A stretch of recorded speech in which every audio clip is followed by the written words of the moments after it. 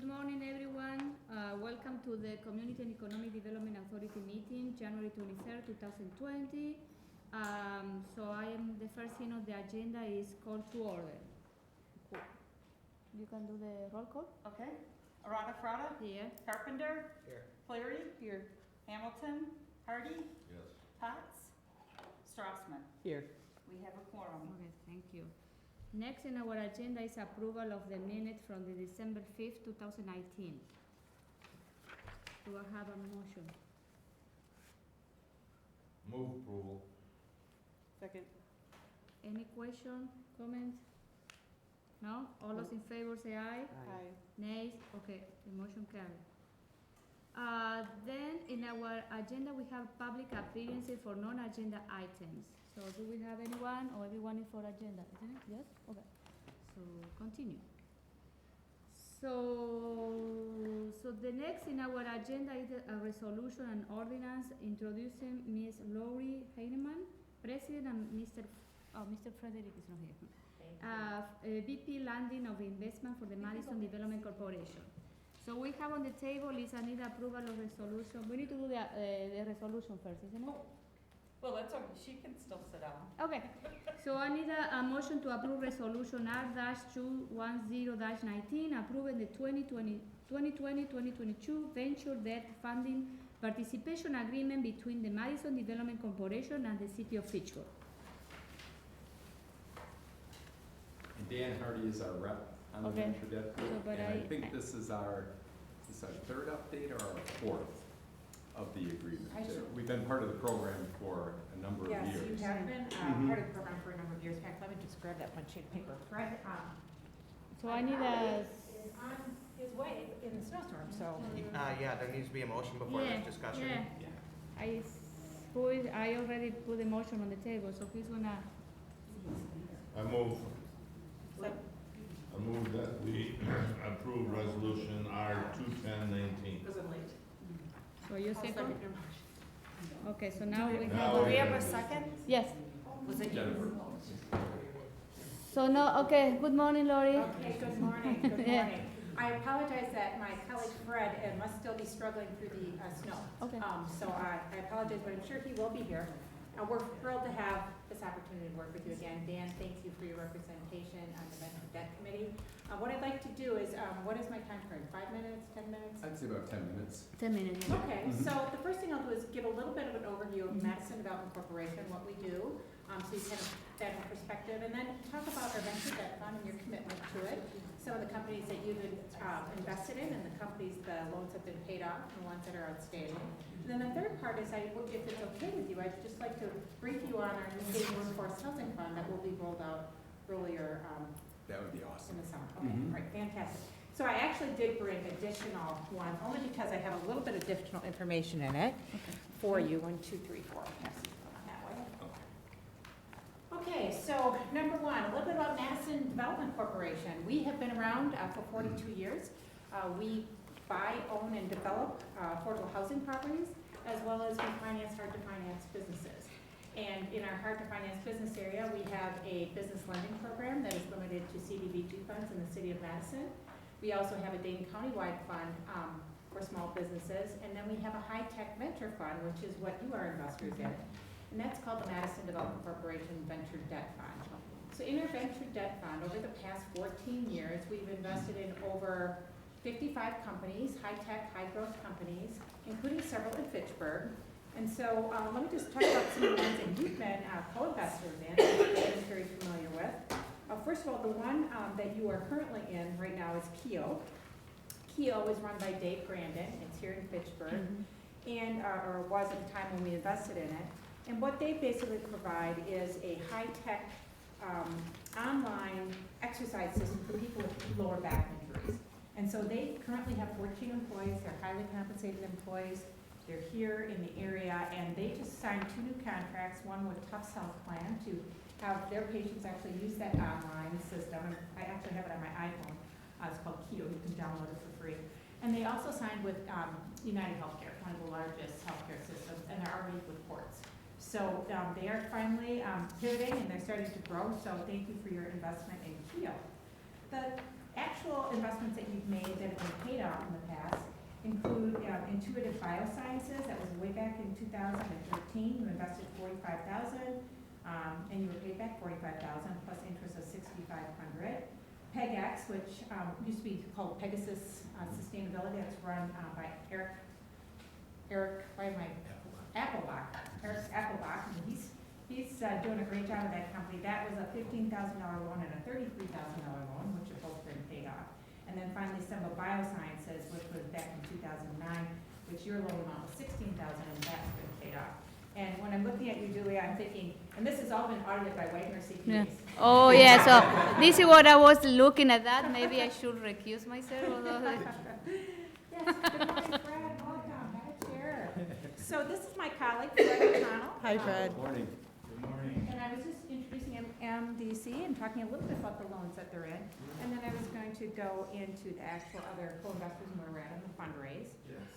So on the accounts that you've been in, this is where Fred brings a lot of his expertise in. Fred is new to our team as of August of 2019. We have, used to be Dave Schultens, who managed the fund for 35 years, and I co-managed it along with Dave for the last 3 years since I joined MDC. And Dave has retired. He is of counsel to our fund. So if you take a look inside your portfolio here, you'll see this is our emerging growth company flyer.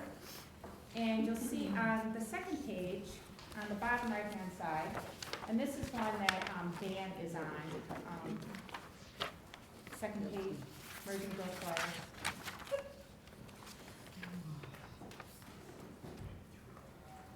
And what Fred is handing out is the actual portfolio companies that you're in.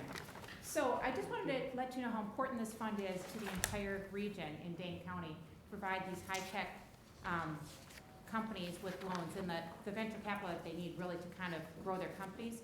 So the space that this falls in is where you have a company that's gotten typically a round of angel investing dollars, often from the Wisconsin Investment Partners, HealthX Ventures, different seed fund angel investors. And now they're ramping up their staff. They're not quite profitable yet, but they want to be able to hire those people on so that they can get to profitability. So the venture debt fund comes in and makes loans from $200,000 to $400,000, and then that company hopefully gets to profitability within 4 years. And the reason I mentioned the importance of your role in this is because of the fact that if this money wasn't available, a lot of these companies would be moving out of the area because they can't get that needed capital, and they're not quite bankable. So Fred is our banker, our new banker on board, and why don't you just tell a little bit about your background, Fred? All right, as Lori mentioned, I recently joined NBC in August 2019. Prior to that, I was with Associated Bank as a corporate banker, and worked on the commercial banking team, providing commercial loans to companies all over the state of Wisconsin. Even before that, I started my career with JP Morgan in the Chicago market, so I'm actually fairly new to Madison as well. I was with JP Morgan for 10 years, worked in the commercial as well as on the investment banking teams, doing some fund due diligence on the investment banking side and lending on the commercial side. Passion is really working with lending and actually working with community and community groups and community lending. So when I received the opportunity to join LLC, it just seemed like a natural fit to put all of that together. At this point, I am really getting into the portfolio, really growing my knowledge portfolio and bringing in new opportunities for us to give as an investment opportunity for our committees as well. So that's just really what we bring to the table. And then our third member, who is not here, her name is Abby Wellhouse. She is our CFO. She's also got her master's degree. All three of us have our MBAs, and we are really excited to be working with the city of Fitchburg and our other investors. Just so you know, the list of investors is here. There's only one investor that dropped out of the 17 that we have, but we also brought a new investor on, Oak Bank. So we have $6.2 million raised. That's a little bit higher than we did the last time. It was about $6 million in our last participation agreement. So we appreciate the city of Fitchburg being a member of that. So with that, I just want to open it up to any questions that anybody has. This is our anniversary report from a couple of years ago. Has many of the companies, but you'll see the updated list of companies in the entire portfolio is on the back of this emerging growth flyer. And then the updated list of all the investors who have also committed to the fund. And our first meeting is next week, Dan, for this new participation.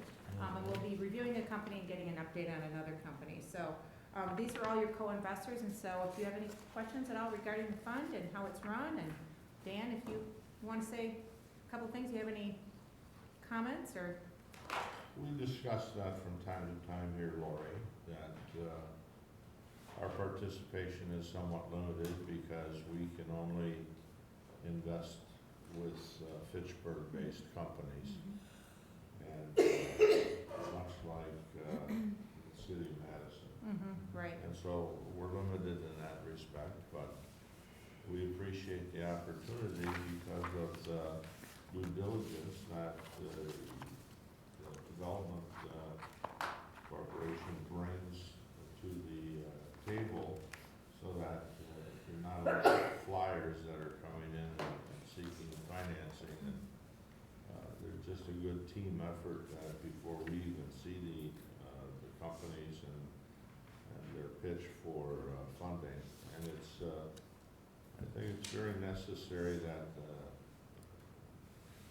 as I called you a couple weeks ago on a client who's got a great idea, and he's self-funded and family-funded and friend-funded, and he can't get any more money, and he needs another $1 million to get over the next hump. And something like this gives him a great opportunity to make that application. So, yeah, I'm all in favor of it and our continued participation, even though it's limited.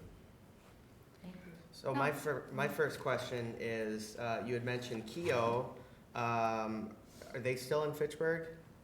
I am not certain if they I are believe still they are. Fitchburg. I Yeah. know that they were over for a while in the research park area, and then they had moved, but I think that they still are. I can confirm. Right that. by iCombat. Are there any other Fitchburg businesses on this list? No, but there were 3 that were paid off. So, we really encourage you to refer companies here. You've got some incredible obviously privately held companies here in Fitchburg that are amazing in your research park. So, we welcome referrals. As Dan mentioned, we welcome referrals. Basically, the criteria is that you have some type of management team that can help execute on a business plan. You're looking for $200,000 to $400,000 in the form of a loan. You typically have a round of seed or angel capital, so there's equity in the company, and you have customers, you have revenue. And if we can lend that money to that company collectively, every organization represented around the table, which is on this loan committee, has a piece of that particular loan portfolio. Everybody has one vote. And if we can help that company with putting, like, say, $400,000 in, get to that next level over period of 3 to 4 years, and they become profitable, then we help retain that company here and grow those jobs here in the region. And we're also confident with our growing relationship with Oak Bank in the region too. That's going to deliver more referrals from our banks. Often our banks end up paying great resources for referrals as well. So we're confident that we're going to be able to get more influence. Your list on this first page, investors include, is that but not limited to, or is this everybody? This is everybody as of yesterday. We just Okay. updated this yesterday, but we think BMO Harris may come into the fold as well. Well, I think it's a really impressive list. I guess the one concern I have is the city of Fitchburg is the only municipality listed on here. Well, Middleton Area Development Corporation is also one of our investors. So is that technically the city of Middleton? It's not technically, it's a separate economic development corporation. But Okay, it so does if the have- city of Fitchburg is the only municipality listed here Yes, as a that's funder. correct. I think the city of Madison, Dan, I think is indirectly through the Yes, Madison Development City of Corporation. Madison is CDBG dollars from the City of Madison, Yeah. are actually one of the original investors in the funds, and they still have money in the fund. But they're not listed because that's a commitment that rolls over, and it's now MDC money, so Madison Development Corporation becomes that participant. The way the CDBG money was originally invested into Madison Development Corporation, that particular contract changed. So CDBG money is still kind of trailing in there, and we report back to the City of Madison, and we actually send funds to the City of Madison. I guess I could put the City of Madison on there. I mean, that's a really good point. Right, well, I would say though, the city of Madison right now, we are currently managing portfolio for the city of Madison. Madison Development Corporation is Is there rep? yeah, so we put Madison Development Corporation on there, but. And the history here is, we had capitalized a revolving loan fund through tax increment district number 3, which is over by the Fitchburg Business Park originally, because we were getting requests from businesses, and we had nothing in our toolkit, so I went to Mike Kerrigan at Ellers, and he said that we could capitalize it through tax increment district number 3 with a grant from the TID district to seed at a capitalized revolving loan fund. We did that with $375,000. And then when we were creating the Fitchburg Tech Campus over here and more the technology vision, we were looking specifically at science and technology-oriented companies versus kind of local market companies. And I happened to be at a lunch sitting next to Frank Staniszewski, and so I had this idea that we had 10 banks at that time, and I was gonna go to each bank and see if they'd each put in like, you know, $100,000 or something into a fund, and then we would put some in. And then Frank's like, Mike, he said, I'm working on that exact concept at the regional level, and anything we put together was dwarfed by the capital that he could get from kind of the regional banks. And I'm like, well, we don't need to reinvent the wheel, and as Dan indicated, they not only have the financial underwriting committee, but the other impressive group is, Yeah, if you look on the back here, is the group that's the science and technology and the intellectual property that we could never replicate here. So that's when we decided to sign the agreement and become a partner in it, and it allows us to have the underwriting done for us with our representation on the committee, but it also allows us to access a lot larger pool of capital than we would have ever been able to do as Fitchburg alone. And I think you'll hear from Lori that there might be an opportunity to kind of replicate this partnership from a housing fund standpoint that she's going to talk about too. So our venture debt fund's been around for 14 years now, so this is our, well, if we were to count like our 7th renewal overall, and Madison Development Corporation, just, you know, we've been in the business of managing money. That's how we were started by the city of Madison in 1977. And we've been running the community development block grant money for the city of Madison since 1979. So what we do, because this is a very highly technical, you'll see we're going to look at a really interesting company on Monday that requires a lot of deep expertise. So what we have is this group of advisors that we tap into. It's like a pool of advisors. So in the case of the one we're looking at Monday, Simple Machines, we brought in Matt Peterson, we brought in Ken Miner from Sonic Foundries, people who have deep expertise in understanding the IT side of the business to kind of give us their review of the company. The company comes and pitches, we run it through our due diligence, we go back, we ask them for more information, and then we decide between Abby and Fred and I whether or not it goes to committee. Once it goes to committee, that's when Dan comes in and participates with all the other investors, including a lot of bankers around the table, to make that decision whether or not we will fund that company. And once that company is funded, then we make a capital call and get your portion of the capital. So it's a longer process, could take up to 2 months of your company looking for money because of the committee screenings that we do. But as Mike and Dan both mentioned, that's kind of our secret sauce. Do we have to be an investor in order to have Fitchburg businesses come to you and apply for funds? No. But we appreciate you being an investor. I'm sure you do. I don't So have any questions. Lori, I think this is a great, partnership that the city has with you, and I am impressed that we are, City of Fitchburg and City of Madison, the other municipality in the county participating in this. And I know the relation because I know I had a relation with Frank before, because when I was president of Latino Chamber of Commerce, we used to have a relationship with Madison Development Corporation, so I know who you are, how you work, how you help entrepreneurship people here in the region. So I think it's a great partnership to have you with the city. Julia. We're happy to talk to other municipalities. We actually never Yeah, even maybe. thought about it, so Yeah. I'm glad you mentioned that. We've actually had conversations with Sunbury. Yeah. The other municipalities Yeah. that's interested. It's been the banks being capital source and really coming to us with the desire to get into the tech space. That was really what originated this opportunity, but we're looking at expanding from there. Yeah, There's other municipalities that are looking. we haven't had our sales hat on. We've had our running the fund hat on. So we just asked our existing investors. Maybe you can say when you go to other municipalities, you maybe need to talk to the city of Fitchburg. That's right. That's what we'll do. Well, I gotta say, Joyce and Mike have been phenomenal Yeah. to work with. They are the most responsive team. They're amazing. A lot of good ideas. So we Okay, appreciate any that. other question? And Keo is still in Okay, Fitchburg at okay. 2920 Marketplace. Yeah, I know, I Which would be saw a that, Fitchburg yeah. business. Right. Marketplace, yeah. Let's hear about the housing. Oh, this is another one, okay, housing, okay. And I just wanted Mike to share how we ended up with the dividends from Iris?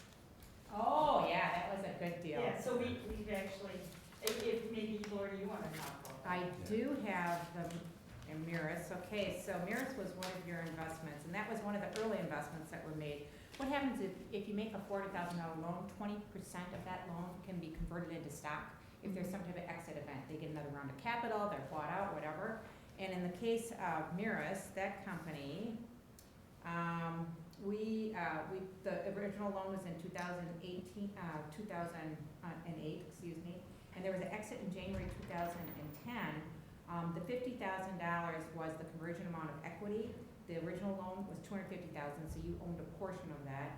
And that $250,000 basically was converted, 50,000 of equity, and the total gain was $704,000 on the 50,000 of equity. So that was one of Ralph Kelton's companies, and Ralph, you know, is like a serial entrepreneur and also a great supporter of MDC. So there are occasions, like Per Blue is another one. That one happens to be in the city of Madison, but there are companies that convert into equity, and then you basically are able to sell that stock and make a gain. Mhm. So that's what happened in that case in Miras. So you had that portion, your portion of And that was in 2010?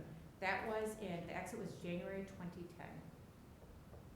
The original loan amount totally for the fund was $250. We converted 20%, so there was $50,000 that became equity, and that $50,000 became $754,000. So the gain amount was $704,000. That was anybody who was in that conversion, which in that case was everybody, because of the fact that if it's a quick conversion, convert it into stock today and sell it today, then most everybody participates. And you as a city have that flexibility of doing that. Some of the banks, if we convert, like we just converted into Phoenix and Invenra, they don't necessarily want to stay in that particular equity because they don't want it on their bank balance sheets, but Madison Development Corp, Madison Gas and Electric, other investors stay in, and then when there is an exit, then they get that gain, and it's called additional interest that goes back into your account. So it gives that, and just, you know, the rate that you earn on this is prime plus 4, prime plus 2.5. The company typically pays prime plus 4.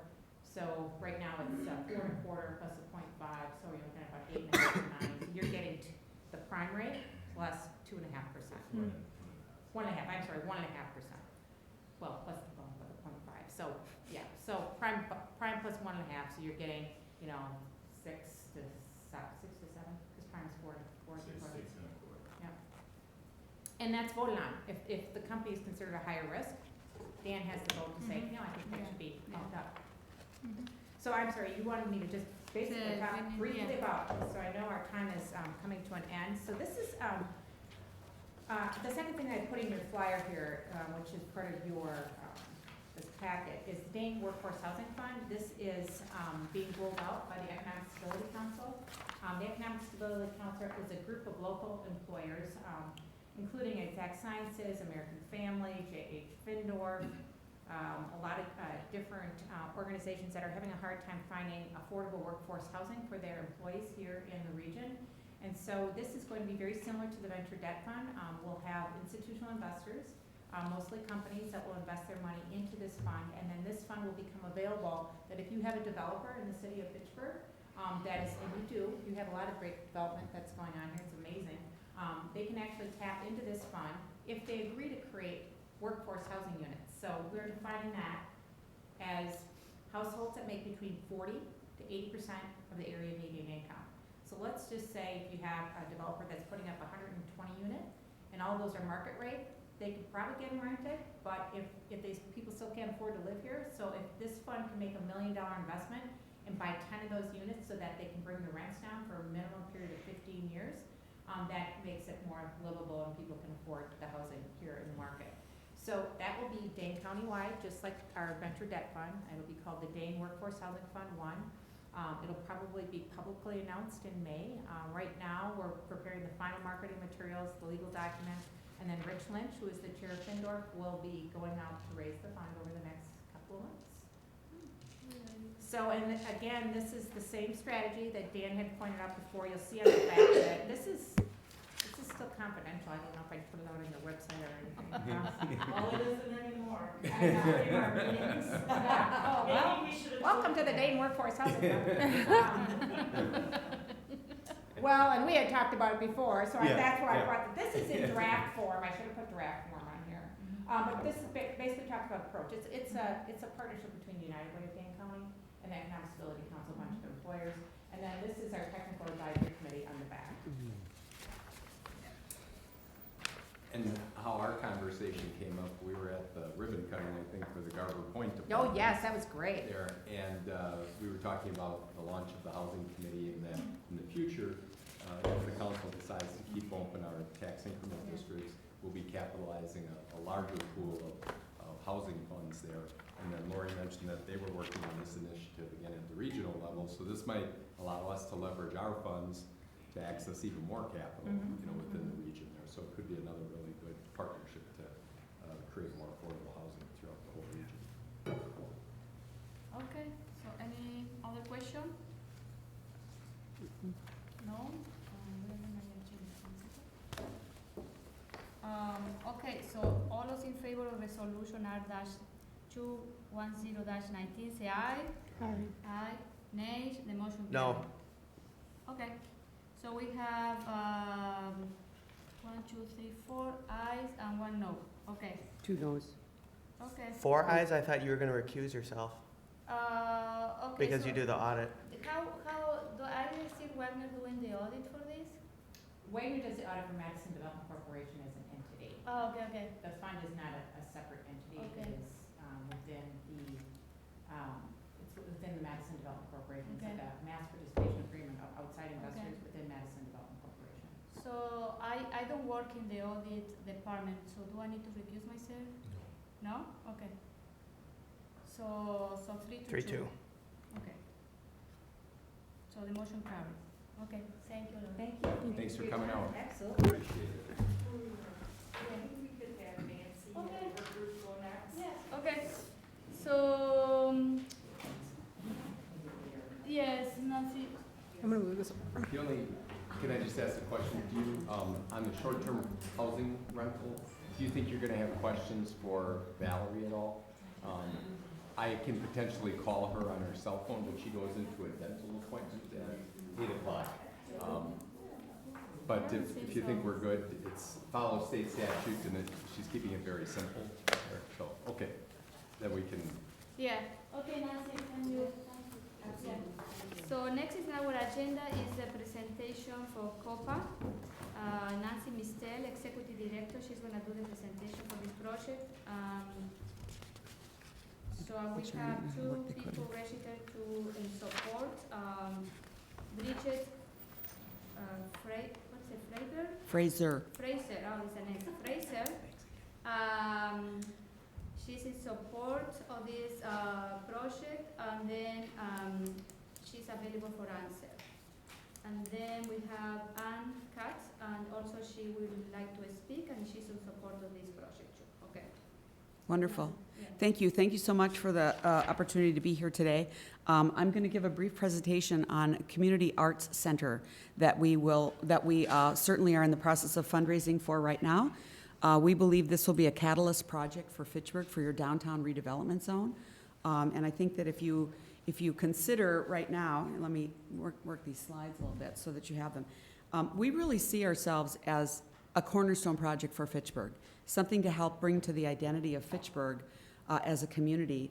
And if you visualize East Washington right now, what's going on down on East Washington with the Sylvie and the hotels and the Madison Youth Arts Center, the restaurants that are coming in, the additional construction down there, I really believe that we can help enhance Fitchburg and your downtown redevelopment zone that Vanderwall has already given you plans for. And thanks to Joyce and Mike for introducing me to a couple of entities in Fitchburg that are looking to grow as well, including a school. I'll talk about them in a second. And I've been in conversation with the developers that are already underway at the juice plant in renovating that area, and have recently purchased the Scholasky property, which is where I would hope to see that the COPA will eventually end up being sited, which is on Fish Edgery Road at the corner of Post Road. So that's kind of the vision, I think, of where I think we will be sited. I believe that we can be a catalyst in helping actually that downtown area grow much more quickly than it might otherwise.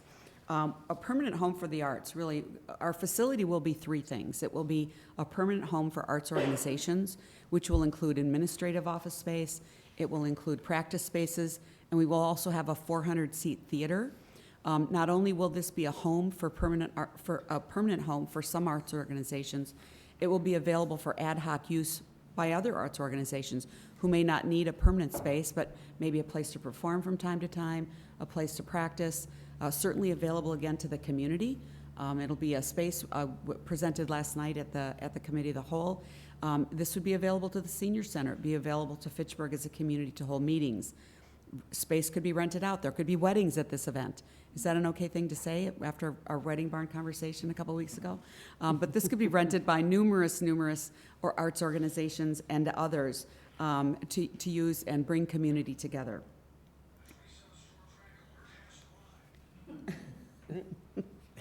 And as much as it's about space, it really is about people. Because while it is a bricks and mortar project, our goal and our mission is to create a space that is about the people that will be operating inside. The arts organizations, and I've got a couple of folks that are here with me today that will probably add a few comments to this, but we're in the process right now of talking to people that will bring creativity, collaboration, and essentially help participants in all of the programs learn life skills that will benefit them going forward. So again, this is another slide that essentially kind of talks about the spaces, but I think what's important is what's going on in the building. We will, as I mentioned before, a performance space. We will have arts organizations. We've got a school that has an interest right now in being part of this project, and really it's about the development of the people that will use the space. The three different groups that we're talking about, actually I want to go back, sorry, I missed that one. The three groups that we're in conversation with at this time are Wisconsin Youth Symphony Orchestra, and I think Bridget will speak to that a little bit in a few moments. But they educate hundreds of students every year. They are in scattered sites across the city for their administrative space, their practice space, and performance as well. They are very interested in seeing the COPA as we move forward. We're working with the Capital City Theater, and this slide the illustration on this slide is the Capital City Find Your Light program. Capital City Theater is a musical performance organization, and they actually, this Find Your Light program is geared towards students ages 17 to 23, but it helps kids really hone their skills who want to go into the arts as a profession. And they do a number of things with the students. The students then put on a program at the end of the year. Last year they took Carrie, for those of you that maybe remember that movie, they turned Carrie into a musical, performed at the Norman Mippy Theater. And I had the opportunity to go, and it was incredible because at the end of the performance, I asked Andy, what are the age ranges? And these kids are 17 to 20, and you would have assumed that they were already professionals and already out in the theater world on a permanent and professional basis. They were so good. So the Capital City Theater looks to use our facilities for a performance perspective. I hope that at some point in time, they currently have administrative space out now in one of Pleasant Roland's buildings. And but I think that when we get the collaboration and activity going in the COPA, I would expect to see that they might come along and move into the COPA as well. The charter school. I had the opportunity to meet with Milestone Democratic School.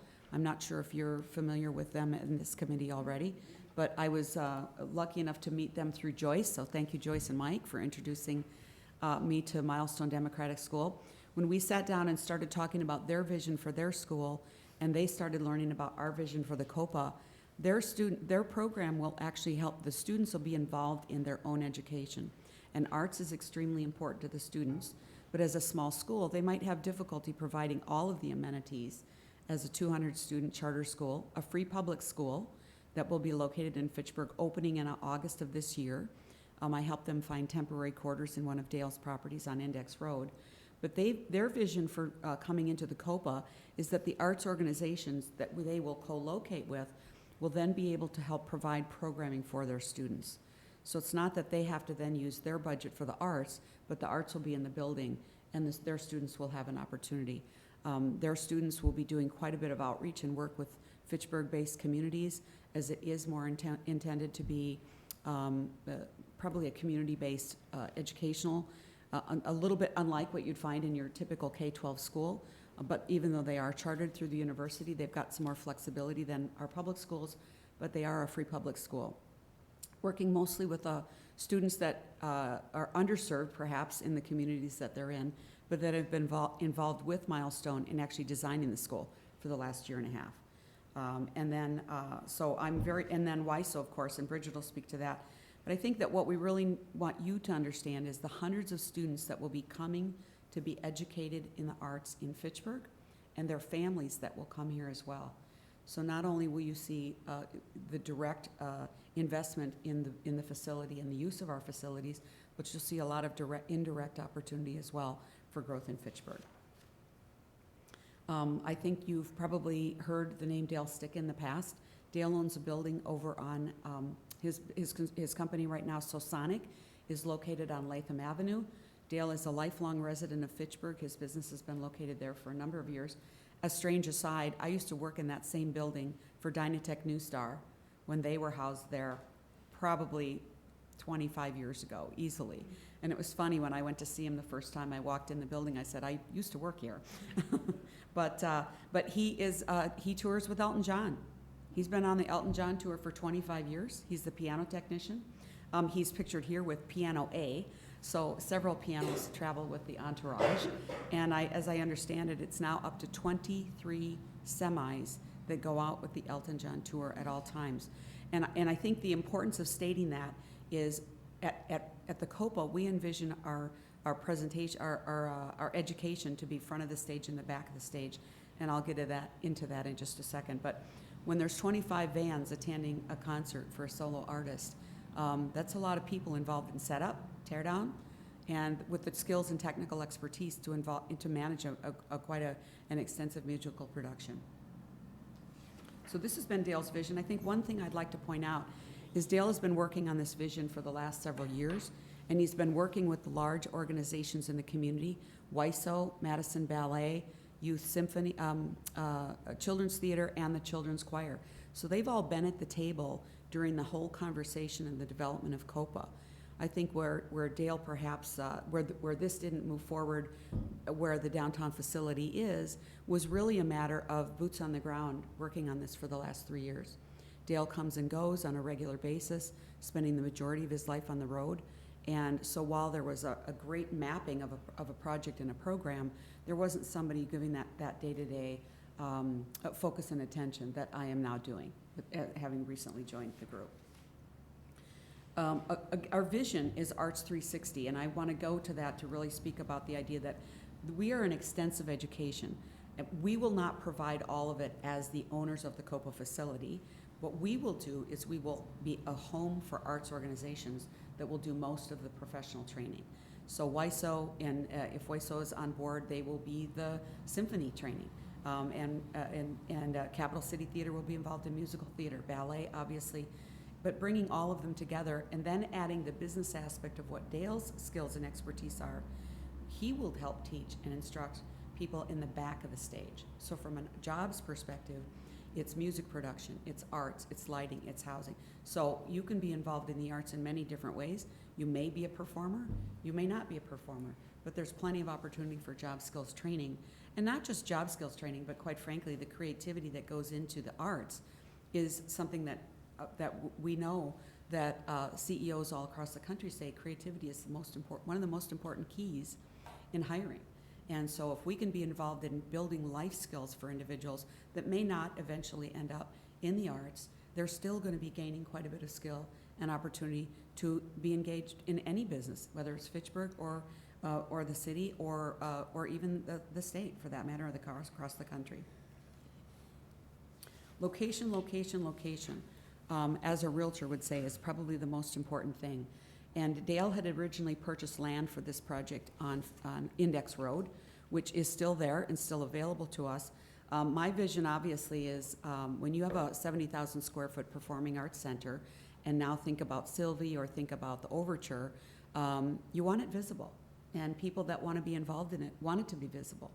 If they're going to be contributors to the project as donors, and they want their name on a facility, they don't want it hidden on a back street. So that's why I appreciate the opportunity to have been introduced to the developers that are now really looking at helping make that downtown area very viable.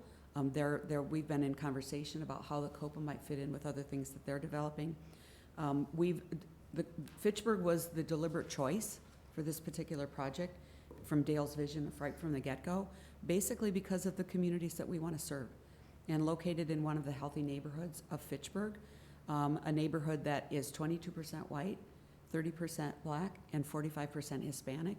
We are locating ourselves where we can be accessible, either on foot or on public transit, to many, many people in the community.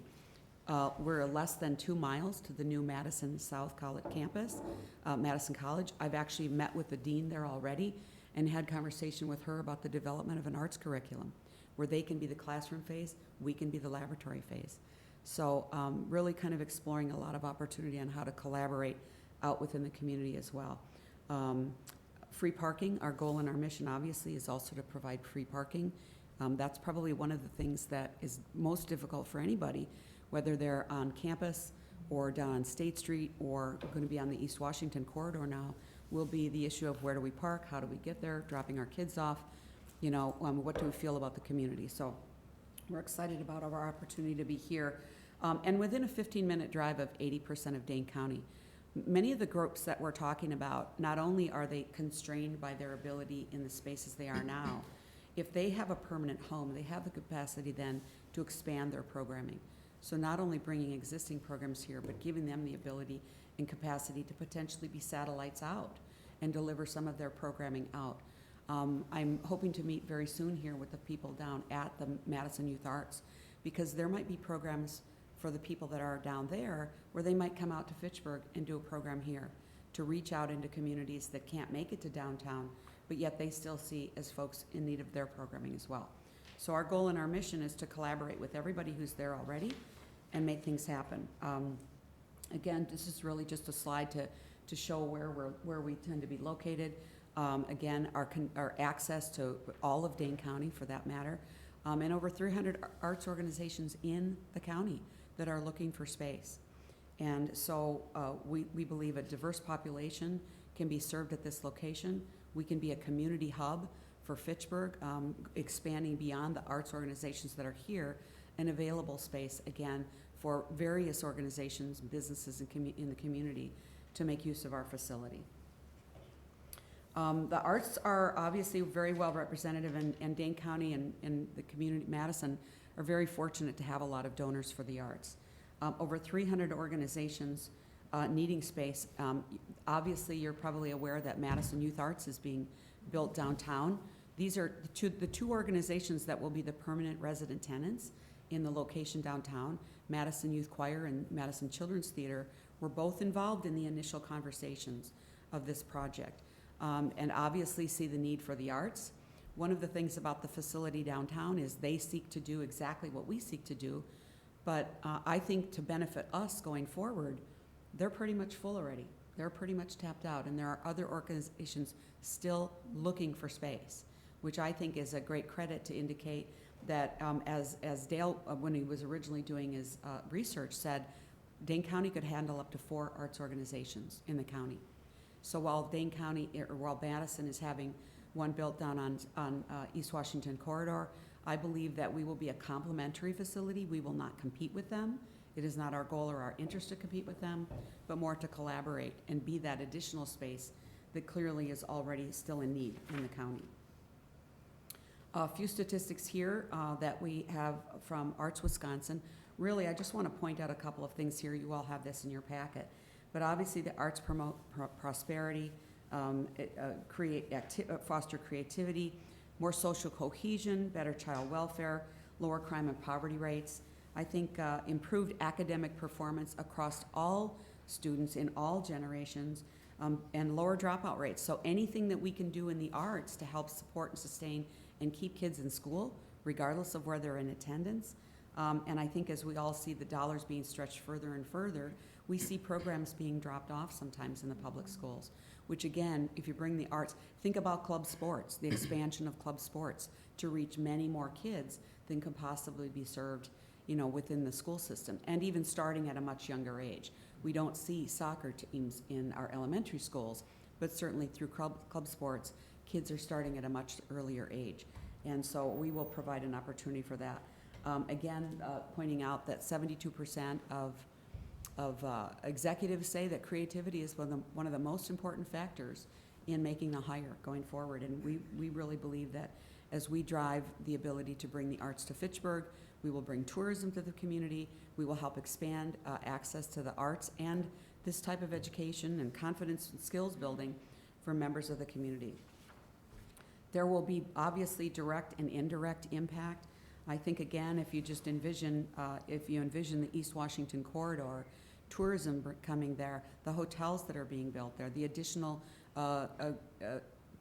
corporate expansion down there, restaurants, I mean, just the vibe and the traffic from people in the corridor, we can all bring that to Fitchburg and help actually make this new downtown viable and walkable and something that will help, again, give Fitchburg another identity project. So what is it going to take to bring the corporate vision to fruition? Donors, obviously, and I've already talked to Julie about this. This slide, the next time I put it on my presentation, will obviously be Copa Fitchburg. All right? That's just kind of a holding place because obviously one of our hopes is a major donor that might want to see their name in lights, and which is also why I think of the importance of the Fish Hatchery Road corridor and making sure that there's visibility there. But what will it take to bring it to fruition? Money, money, money, honey.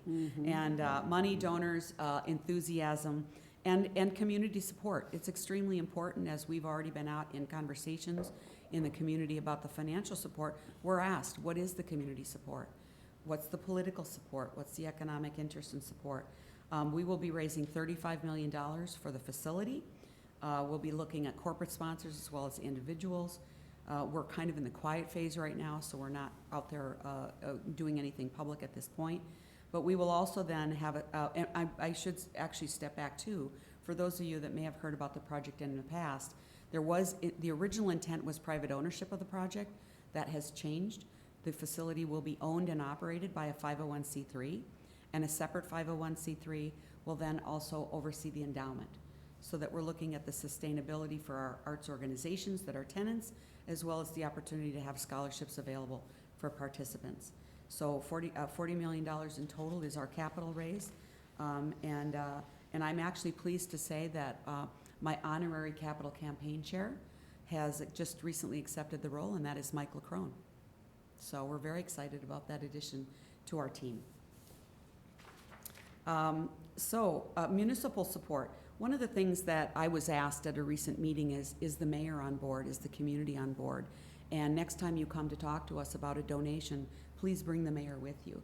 And I think one of the things that we've been in discussion now with Mayor Richardson, I've met and discussed this with numerous of almost everyone I think on the council has had the opportunity now for a one-on-one meeting about this, and I'm pleased to be here with you as well, is the idea of the verbal support, the community outreach. We've asked the mayor to consider a resolution so that we have something in writing. I certainly know I can't expect everybody to be able to drop everything and come to me with meetings with every single donor that I will touch, but certainly if we can have some things in hand that show that there's municipal support, we will. I'm talking to Dane County as well. We've received one grant already. Dane Arts has committed another to us as well. Working on a lot of different visions for how to fund the organization.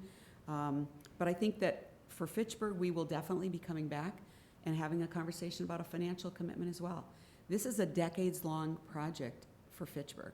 This is not, we're here, we're potentially gone, but the decades-long capacity of growth and opportunity as a result of this arts facility in the community, I think cannot be understated. And so we will be coming back as a 501c3. We understand that TIF financing is not directly available to us, but perhaps being part of other development in this corridor, there's a way for the community to see their way forward to perhaps a parking ramp, some of the infrastructure development. But again, these are the signs to private donors that the community is very much interested in seeing this facility brought here. Just a slide here to show you our COPA Arts boards. We have representation from the corporate community, from the arts community, all of the folks. We've got Capital City Theaters represented here. I have several people that are connected through the university. Bill Richardson was a former professor of music at the UW School of Music. Mike George is with SCORE. He's part of WISO as well. Chris Deering, a couple of bankers, as you'll see here, construction folks. Kaleem Kerr is on our board. Kaleem has developed the One City Schools. I think the only other university chartered school that is in the South Madison area. Kaleem is in the works right now in the process of trying to develop another school. He will be located on the property across from Mount Zion Church, or at Mount Zion Church across from the new Madison campus. And I think that when we first met with Kaleem about our project, he said it was the arts that helped him as a youth to stay on track. And he believes very strongly in the need of the arts to be part of education, and is very excited to be a part of what we're about and helping us as well. So, and of course you see Dan Carpenter here on our board, and we're very excited to have Dan. It's great to have somebody who can help us navigate, and Dan obviously as a fundraiser in other career life is very helpful. So we're excited. Earl Smith is formerly of the Madison Ballet. He's now in financial services, but again, our goal is to reach out into the community through our board. We're developing a capital campaign committee at this point. I mentioned Mike LaCrone. I have a few others as well. I'm still working on that, development of that, and developing on our major donor capacity. So we're here to bring the arts to Fitchburg, looking for support for the COPA project, asking people to sign on as a COPA champion, help us find the donors, bring financial support. If you know of other arts organizations that are looking for tenancy, we're obviously still reaching out to make sure that we have a full complement of tenants at the same time that we know we will support a lot of folks on an occasional use basis. So with that, I want to thank you for the opportunity to be here and be happy to answer any questions. And I think that we've got a few people that will add a few comments to what I've had to say. Any question for Nancy? 400 seats, how big is the, I have no way to judge what that means. What is that in comparison down to like Overture? I think it's approximately a third. Is Overture 1,200? Overture Hall is about 2,400. 20. Capitol Theater is 1,100, and the Playhouse is 400 maybe. Mills Hall is about 650. So that's pretty small, isn't it? It's not intended to be it's not intended to be a Sylvie. It's not intended to be an Overture. It's intended to be a theater that will work for the organizations that will be tenants. One of the visions that Dale also sees is as a band might be traveling from Chicago to Minneapolis, we could be a stop for them. So now there will be arts programs and performances available to the community here as well. But not every group or organization, Dan, can afford to be at the Overture. The expense to rent a large hall when you have a smaller audience is perhaps cost prohibitive. There are certainly organizations that need a large space like that, but there are other arts organizations that need something that can be more affordable. And affordability, to some extent, also comes with regard to the size and space. In your budget, you had 35 and 5. Mm-hmm. I assume that the 35 is based on your plans or specifications for the construction acquisition, so that those can be, quote, hard numbers. Mm-hmm. You know, when Overture was sold to the city of Madison, it was sold with a operating budget and endowment, and that lasted about maybe 12 months, 18 months, and then they completely blew by it. They had the basis for their projections were highly questionable, and then Frauchi had to come in and bail them out. Where does the $5 million come from? How is that based on anything other than by guessing, by golly? The groups that were involved in putting the pro forma together originally and the plans together originally, they looked at the ability to, again, you need a building without debt. You have to start with a building without debt in order for it to be affordable to the arts organizations. So that's the primary requirement. The sustainability of the facility comes from this, the endowment will actually help support organizations which will essentially help support the facility as well and provide scholarship opportunity. I've got some background in real estate development, and that's one of the things that I've also been looking at too. Everything has been designed, conceptually driven. We've actually had our construction numbers recently reviewed by Kramer Construction to guarantee that we're in the ballpark. But again, from a conceptual perspective and looking at the numbers, there are certainly areas of our facility that I think we need to look at and ensure that they can be built at a lower cost. Theaters are not inexpensive, you know, but parts of our facility will not be theater related.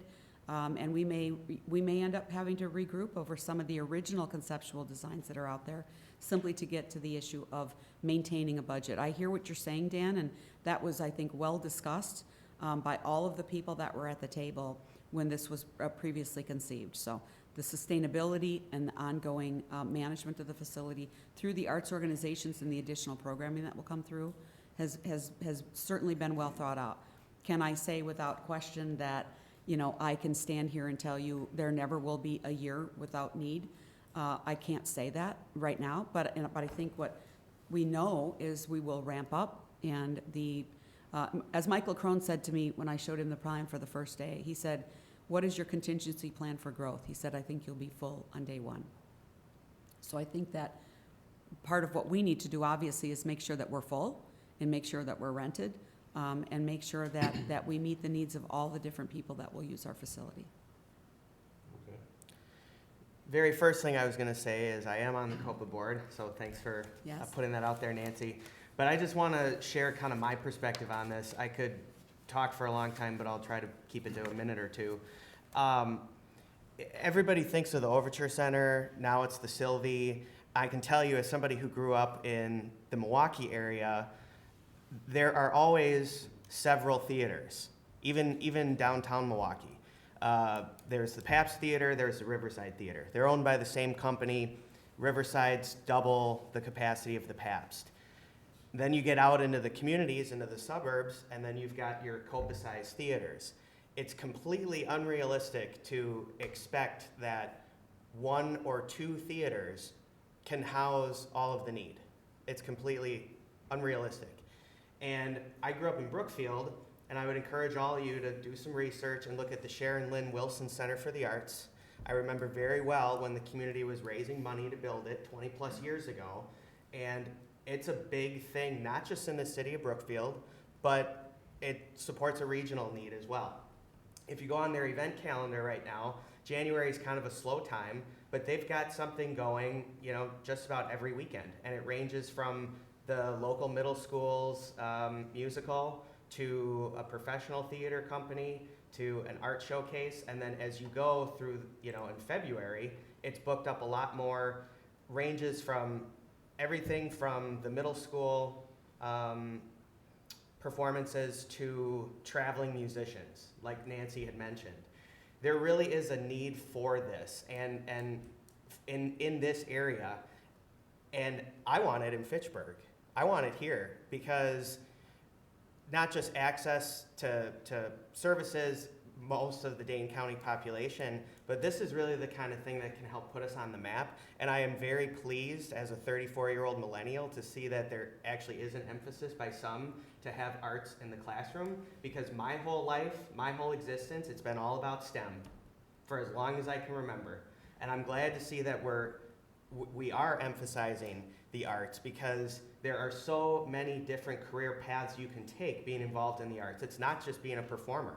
You can be a piano technician like Dale.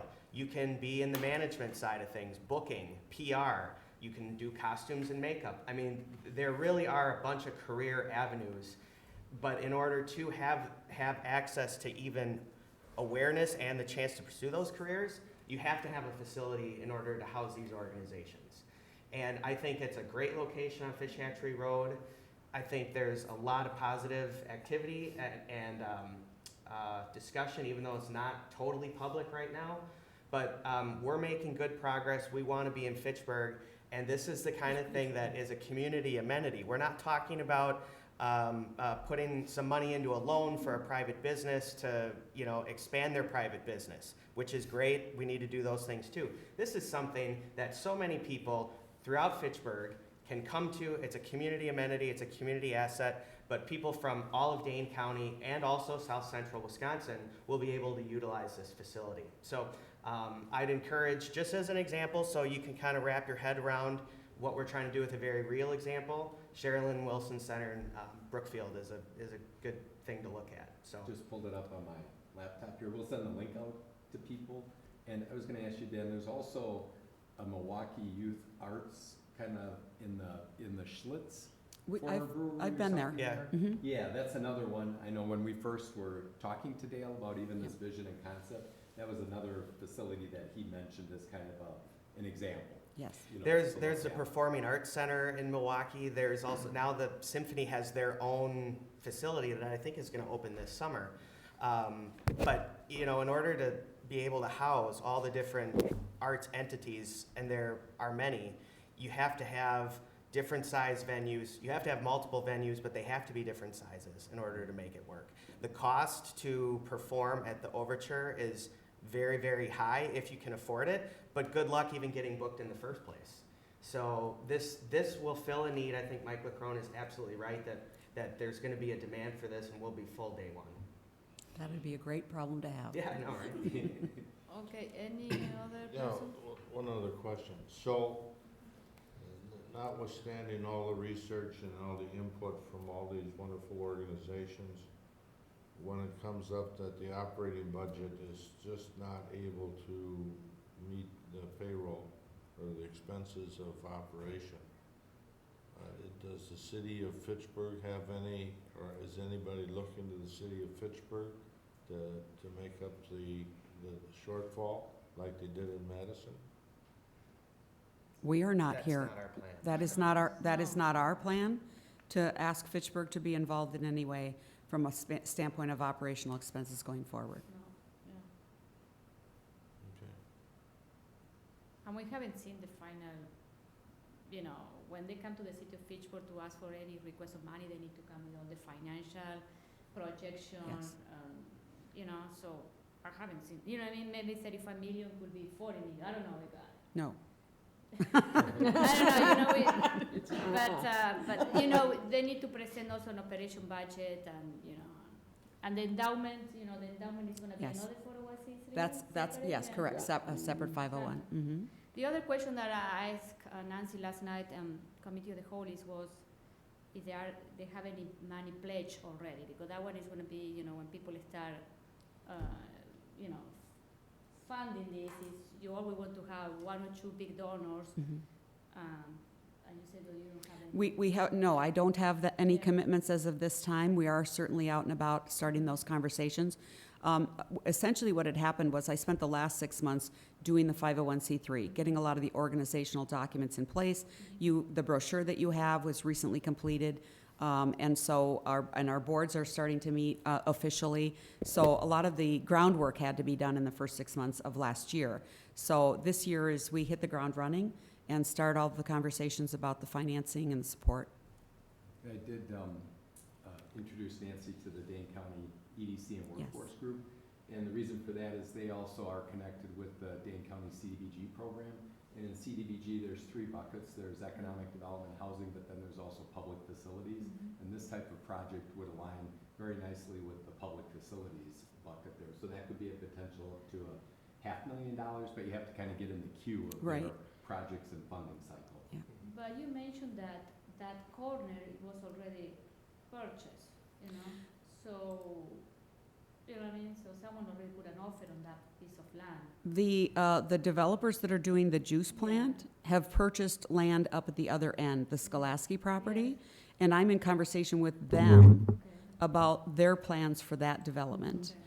And I think right now, they're seeing that potentially being several Okay. different projects combined, and we would be, I think they're, certainly, I'm hoping, and I Okay. think are looking at us as being one within that. And the Skolaski property, just for everybody's reference, are the 3 white single-family homes Yeah. that Mhm, run mhm. north to south on Fish Hatchery Road. The actual corner where the yellow duplex is And then the Valley View apartment building Mhm. is owned by Fiduciary Real Estate, but I know there are conversations In play. ongoing. Yes, Okay. exactly. Any other question? So because it's 8:10. You guys want to say anything? I'll give them the chair. I'll take 2 seconds Thank you. and reinforce what you were saying about Sounds good. quality of life, economic development as community development, and authentic, unique, an authentic, unique community. So I'm Ann Katz, I'm Director of Arts Wisconsin.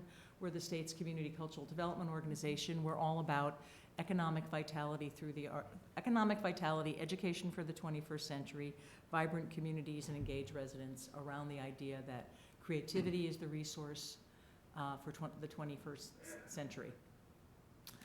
Wisconsin hopefully will always be a manufacturing and agricultural state, but those sectors are changing dramatically, as we know and as we're living. And now people want authentic, unique communities to live in. They can choose to live anywhere in Dane County.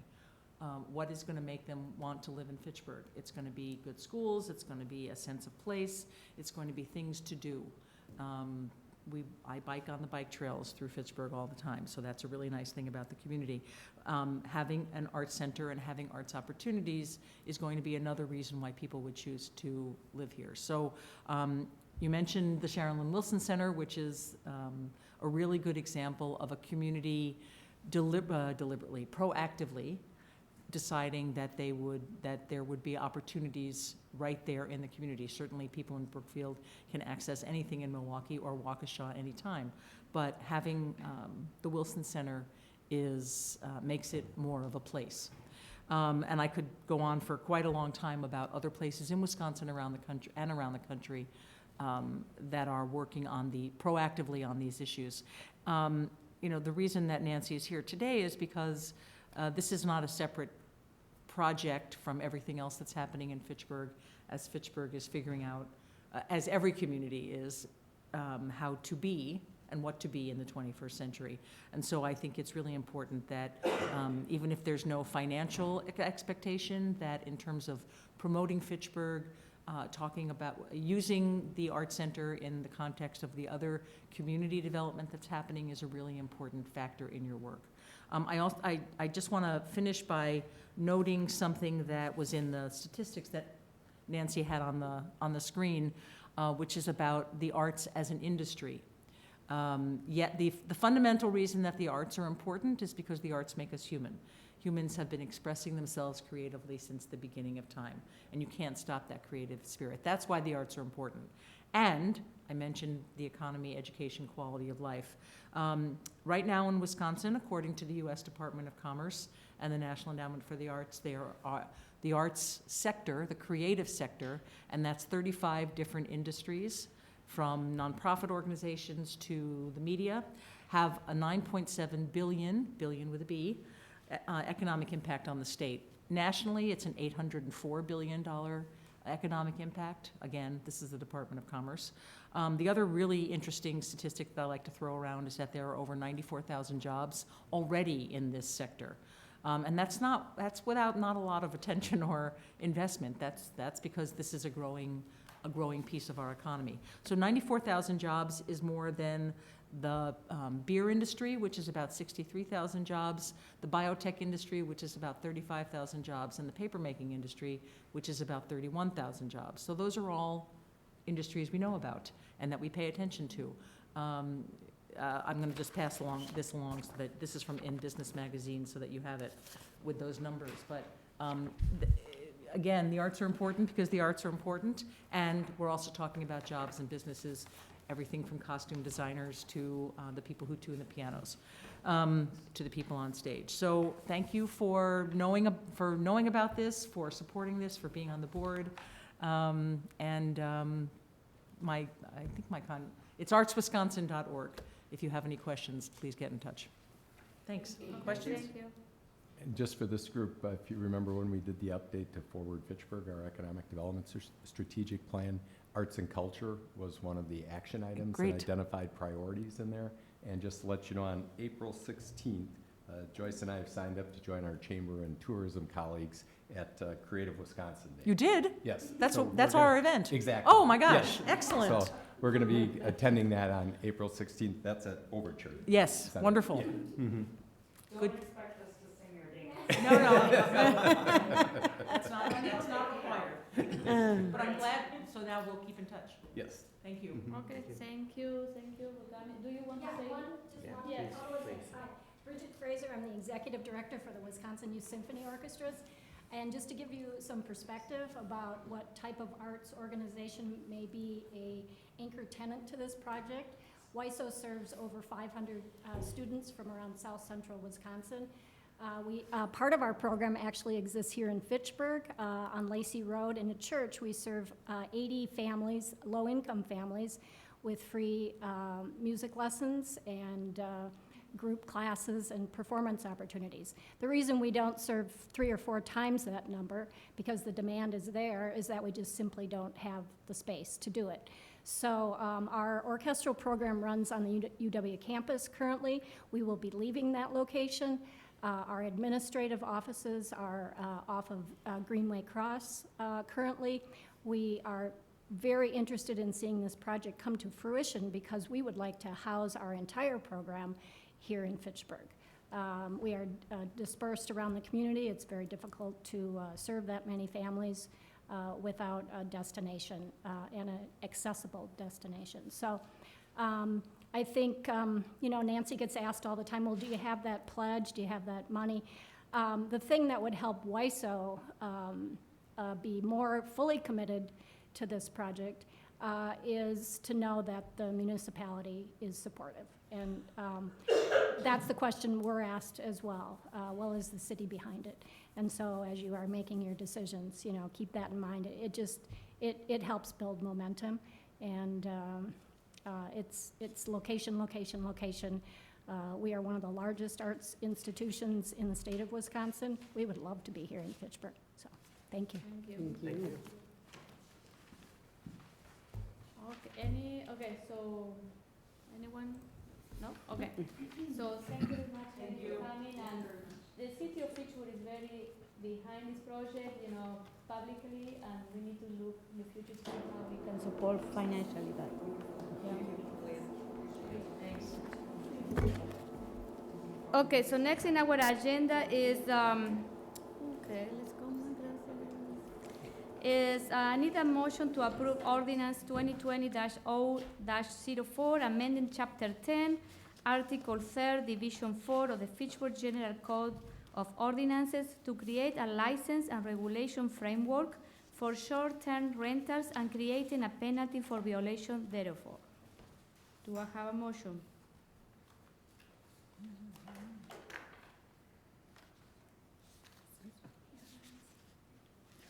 Yes or no? Yeah, where are we at here? Do we have a motion in a second? Can you put no? Second? I don't know what we're looking at here, hold on.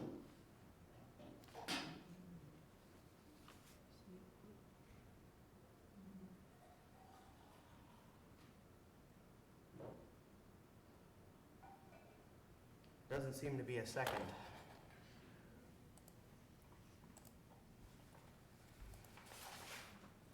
So, I will second it for purposes of discussion. okay.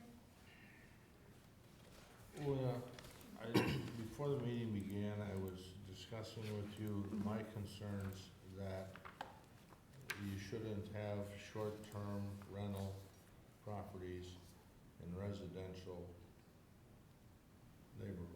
Mm-hmm, From my experience up north, it's very, very disruptive. mm-hmm, You said, well, we've added this requirement that the homeowner be present. mm-hmm. I'm reading the yellow highlighted section of the ordinance, and I don't see that there's a requirement that the homeowner be present. But It says, means that it serves as an individual's true and fixed permanent home for at least 183 days a year. mm-hmm, So, I'm a snowbird, I go from December 1st to June 1st. I live in Florida, so now I can rent my house out. I'm not present, I'm not there to oversee what's going on in my property. And so I wouldn't be in favor of that. I have a friend and a client who lives on Gorham in a three and a half story house.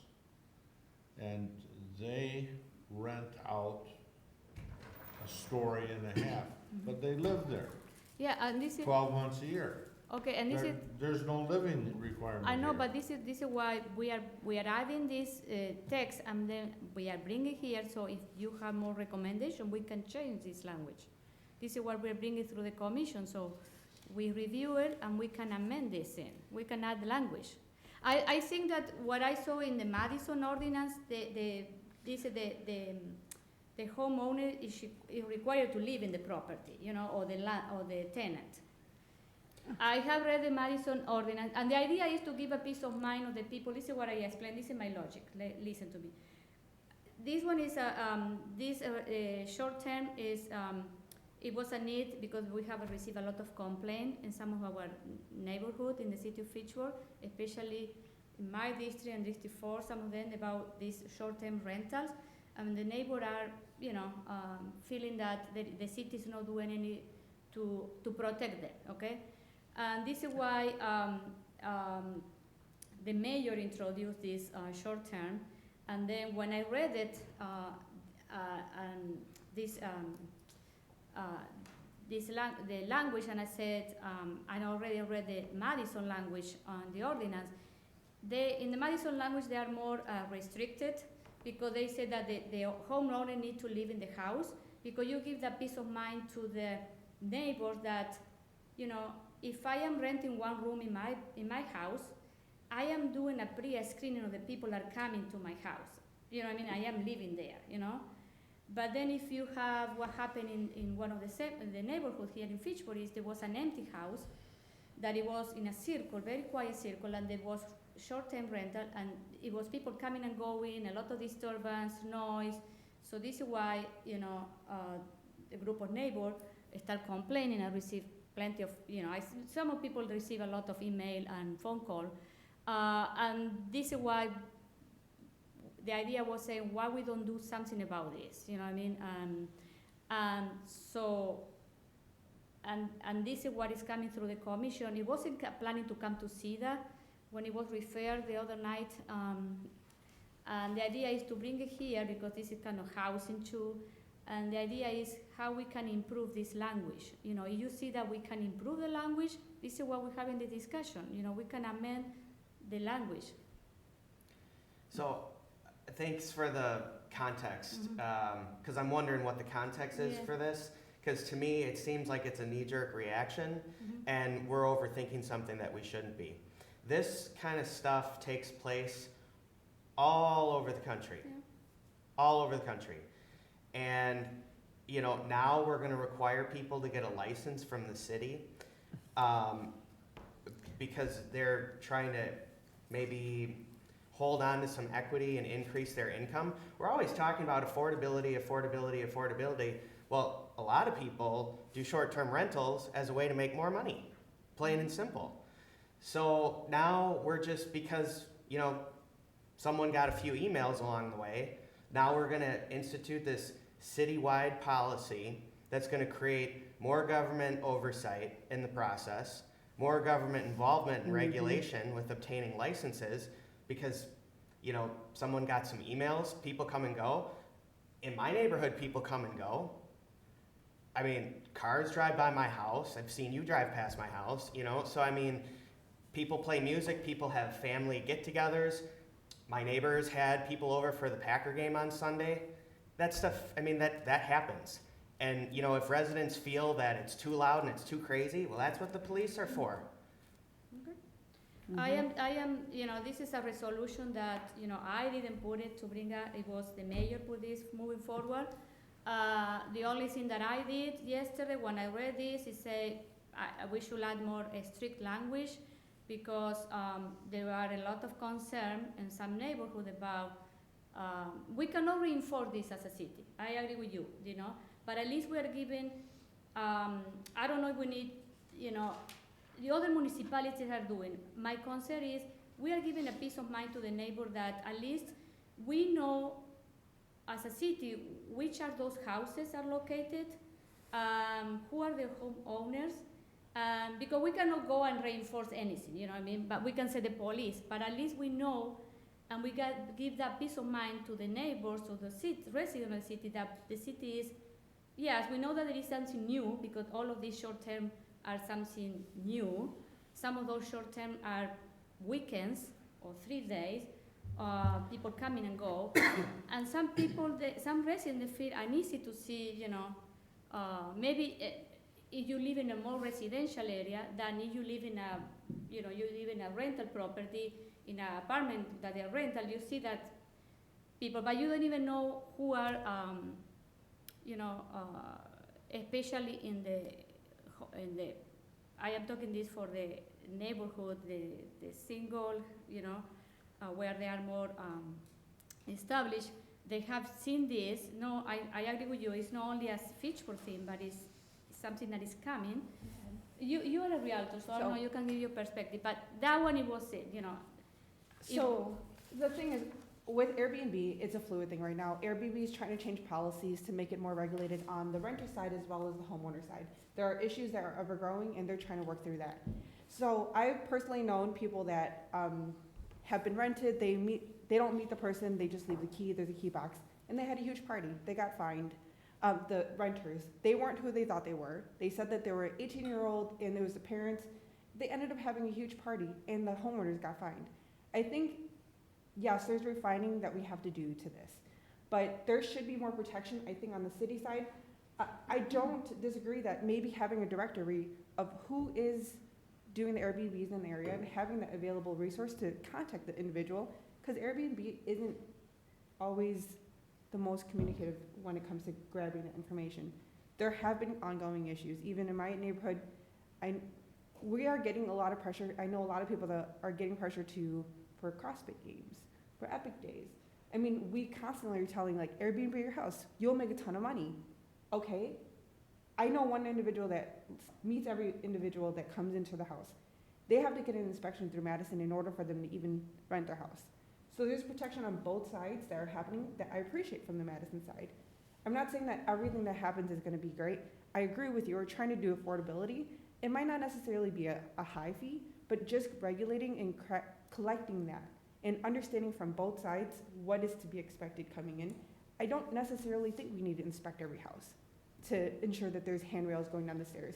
I think that's above and beyond, but I hear that there needs to be something to keep both parties protected, because there is an ongoing issue, an ongoing pressure to make this extra income, make this house available, because you can make $1,000 this weekend.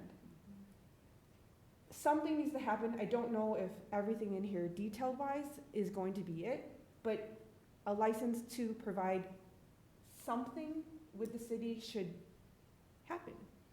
I mean, I just think that's kind of, in some ways, the cost of doing business. I mean, anytime you do business, there's always a risk associated with it. My wife and I were just in Florida. We did an Airbnb. You know, they wanted our names beforehand. I'm sure they, you know, CCAP'd us. I'm sure they did all kinds of stuff to look into it, make sure we were who we say we were. But I mean, that's sort of the risk, right? You're renting out your property that you own. And so, you know, if you're not going to do your homework and do the due diligence and just rent it out to whoever and then something happens, well, then that's kind of on you because you didn't do your homework. But for those people who do their homework and want to put their property out there and don't have any issues, that's fine. I feel like this is a result of, you know, a handful of complaints. This stuff happens all over the country all the time. And a lot of places don't have this level of oversight, I guess. And if you don't want to rent out your property, then don't rent it out. But if you do, you should be able to. And it's totally up to you who you rent it to. And if you know, the people who are renting it don't say they are who they, you know, aren't who they say they are, and they end up throwing a party and they get cited, well, then that's on them. And then guess what? That Airbnb person can go on and rate them. And then now they have a bad rating, and then good luck getting a rental the next time. So there already is accountability with these Airbnb sites, VRBO and all that stuff, because as much as you get to rate the owner, it's just like Uber. You know, the driver can rate you, the owner can rate you. And so your goal is to always have a 5-star rating, whether you're the renter or the owner. And so if you're gonna do behavior on either side, your property's not what you said it is, or you know, you're not who you say you are, and you're gonna throw some massive party and the cops show up. That's gonna be reflected, the market will take care of that itself. If there is an issue in a neighborhood, people can call the police. I mean, people do that whether it's in an apartment building, which are rentals anyway, or in, you know, more traditional neighborhoods like Julia's referencing.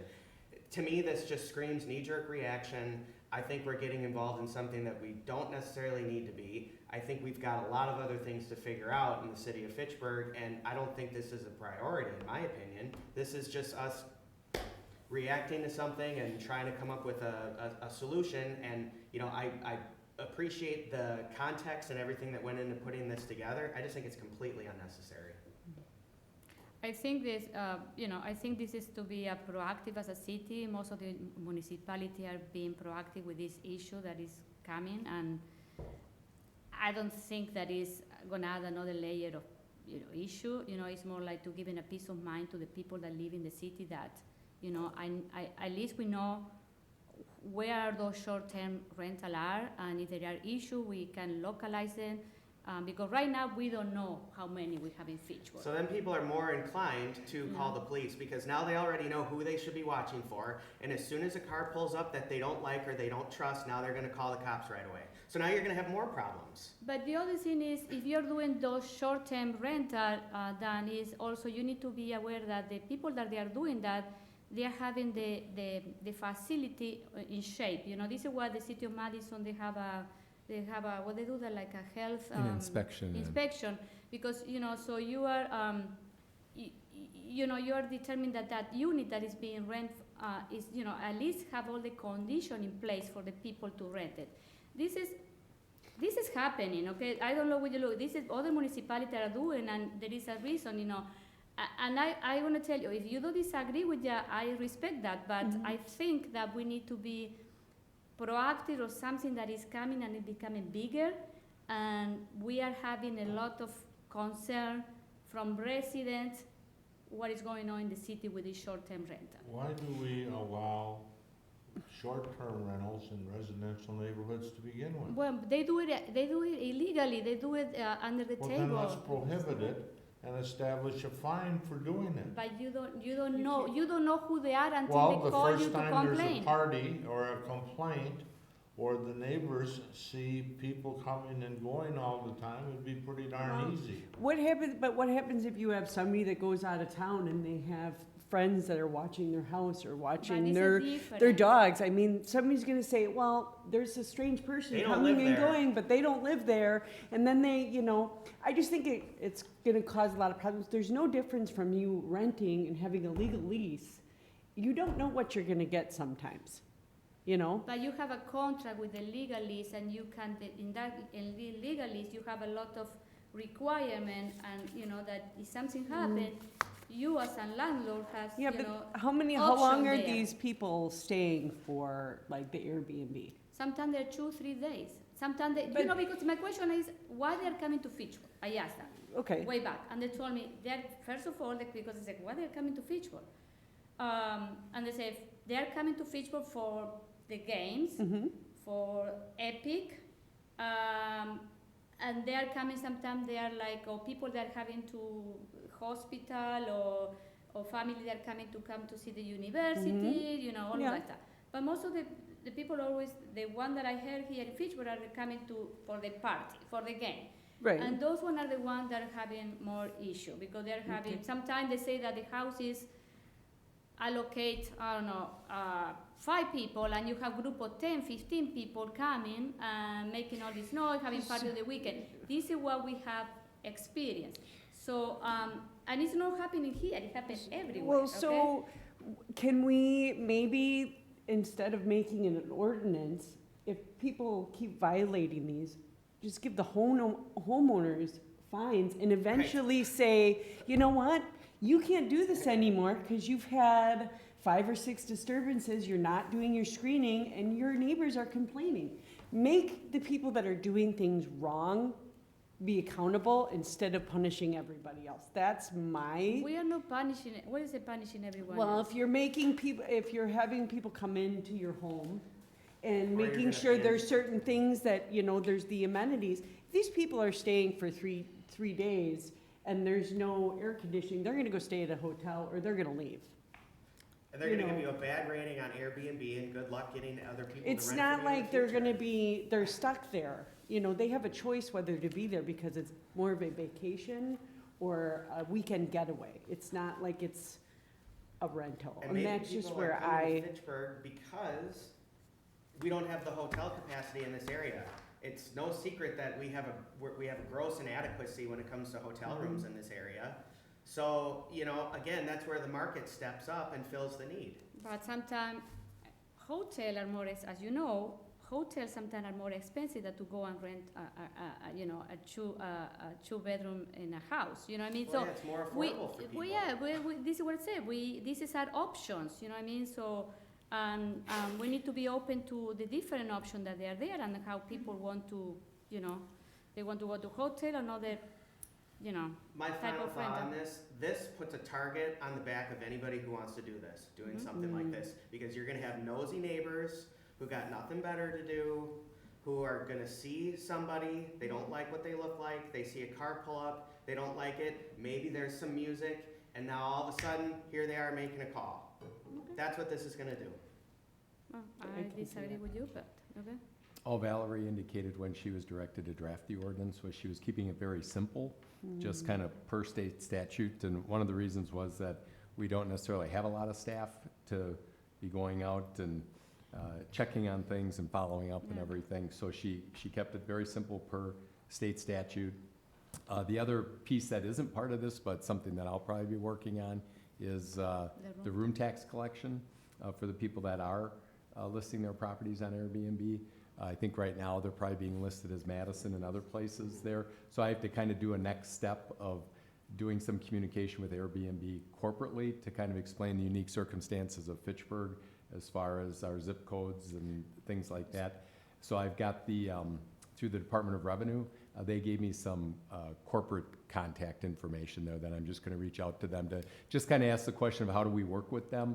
So you know. so you're asking for them for like the tax money that they're, or taxes on the money that they're making, Because renting the- out per year. By state right? statute, they're supposed to be Yeah, they paying have that. to pay. So the I was just question is, wondering, if they're listing it the- as Madison right now, is that revenue going to the city of Mhm. Madison, but it should be coming to Fitchburg? So it's just kind of working with Gotcha. Airbnb to kind of clean that up, Mhm. possibly. Okay, so, any more discussion about this? And originally, this was not referred to CETA. It was requested at the last council meeting to refer it, but it goes to finance and council next week, Tuesday, January 28th. So it'll be on those two agendas on January 28th. So Dan, do you want to make any changes to the language or you don't? No, we've had our discussion, and I Okay. think it's pretty clear. Okay. Well, you've got a motion and a second, so you need to just take So, action on it. Okay, so, All in favor? all of in favor say aye? Aye. No? No. No. Okay. The motion doesn't carry, okay. So, I imagine that the second one is related to the first one, so, so I need a motion to approve resolution R-14-20, amending the 2020 fee schedule to create an annual fee for the short-term rental license. So we are gonna, Might as well vote on it. I don't agree. What is this? so we, I think something needs to change. I do agree a regulation has to change. I don't know this specifically. but this is part of the because if we don't have the ordinance, we cannot do this, so. All right. Okay, so, I'm gonna move denial okay. of R-14-20. Move denial. Yep. I'll second that. Okay, all of them in favor of denial this, say aye. Aye. Aye. No, no, so the denial fue approved. She abstained. Okay, so it's 3-1. Yeah, and one abstention. You will abstain? Yes. Okay. So 3-1, okay. Okay. To one. Got it. 3 to 1 to 1.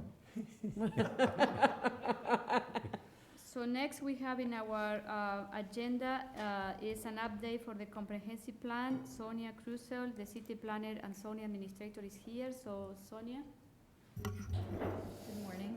Will this work if I try to bring up slides from the network? I put some on the, okay, let me give it a try. Oh, did you put some on my desktop? On your CETA folder. There? Go in here. Okay. And the comp plan, it was at the Plan Commission on Tuesday night with a public Cool. hearing, and then Sonia was just at the go committee of the down whole here to get meeting it last to night. So Show on this this is whole the screen. Yep. latest update that you're getting this Lights. morning from those two meetings. Sure. So, thanks for having me, Sonia Kriesel, I'm city planner.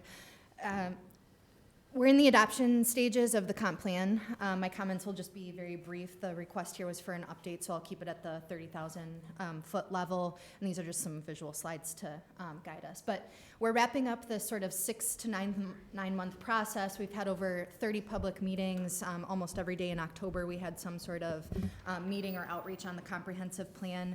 So what we've resulted with a plan that planning staff is generally happy with, that we do have a recommendation from the Plan Commission on, and that we feel aligns with the scope of work that was approved by the Common Council. We maintain the general overall direction of the plan, but we were able to make numerous refinements, I think responding specifically to feedback from CETA as well as the public and other groups, and in fact rewrote essentially the entire plan in that short amount of time.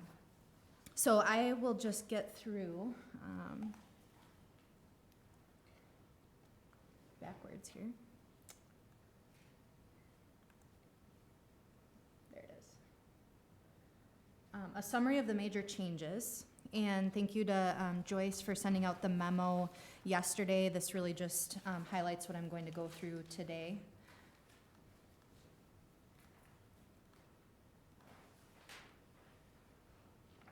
So overall, just sort of my take on the main themes of the plan. Again, following the scope approved by the council, we've maintained the general planned and orderly growth of the city as established in the 2009 plan, which was created based on that objective growth model data that we've gone through. It does encourage healthy, balanced neighborhoods, so looking at affordable housing, but also maintenance of just a balance of home ownership and renter opportunities throughout the city. We're continuing to maintain the rural character, something that was affirmed by the public input received, the ag preservation and sort of maintaining that urban versus rural divide in Fitchburg as something that's important to the public. And then we've also turned and added some language and emphasis on redevelopment, turning inward for the next phase of Fitchburg's growth, and improvement of existing neighborhoods and commercial nodes. And then finally, a lot of procedural amendments and clarifications that could improve flexibility of our development review processes. These are sort of my summarized themes here, but they do dovetail nicely with a new component that was added to the plan, and those are the growth principles shown on the screen in the colors. These are sort of an overarching how will Fitchburg grow that's incorporated throughout the new plan document, and it states that we'll grow sustainably, equitably, cooperatively, and vibrantly. So then the specific changes, again, I mentioned that we essentially rewrote the plan, so this really resulted in a new document, but without changing any of the major growth direction or without really losing any substantive information. So we wanted to reduce redundancy, improve accessibility for the public, make it a little bit easier to understand, simplifying it to how and where will Fitchburg grow, and then in the middle sections talking about what are the pillars of our growth and our tools of growth.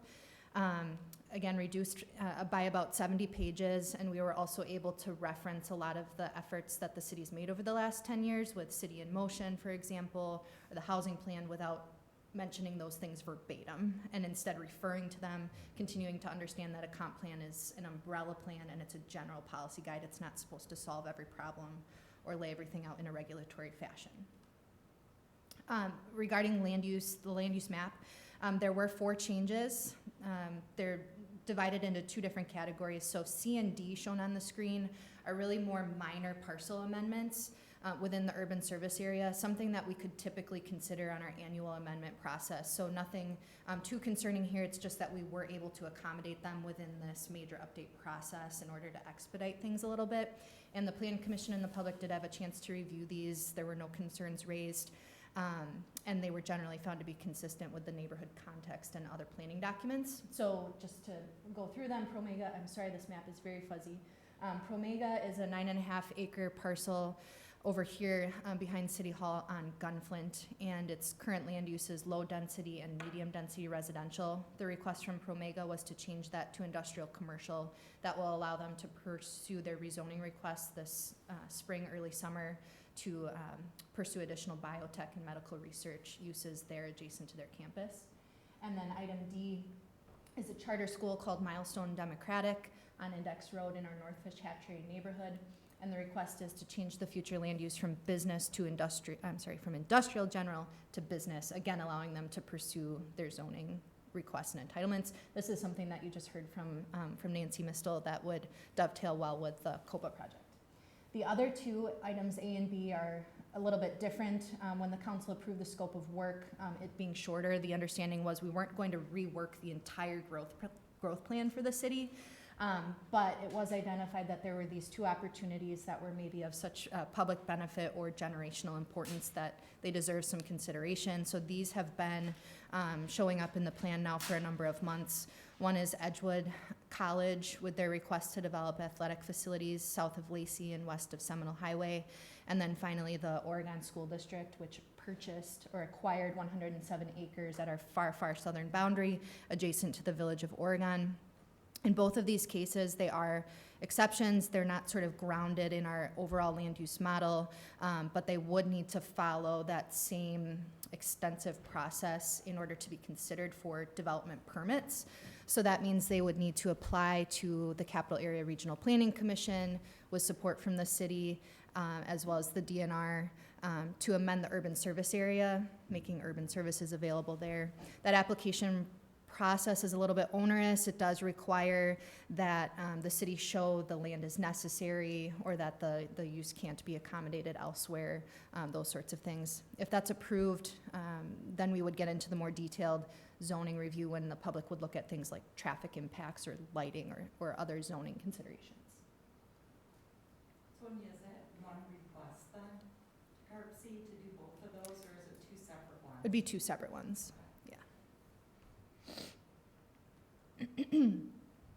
Number 3, and there are 8 of these, just so you know.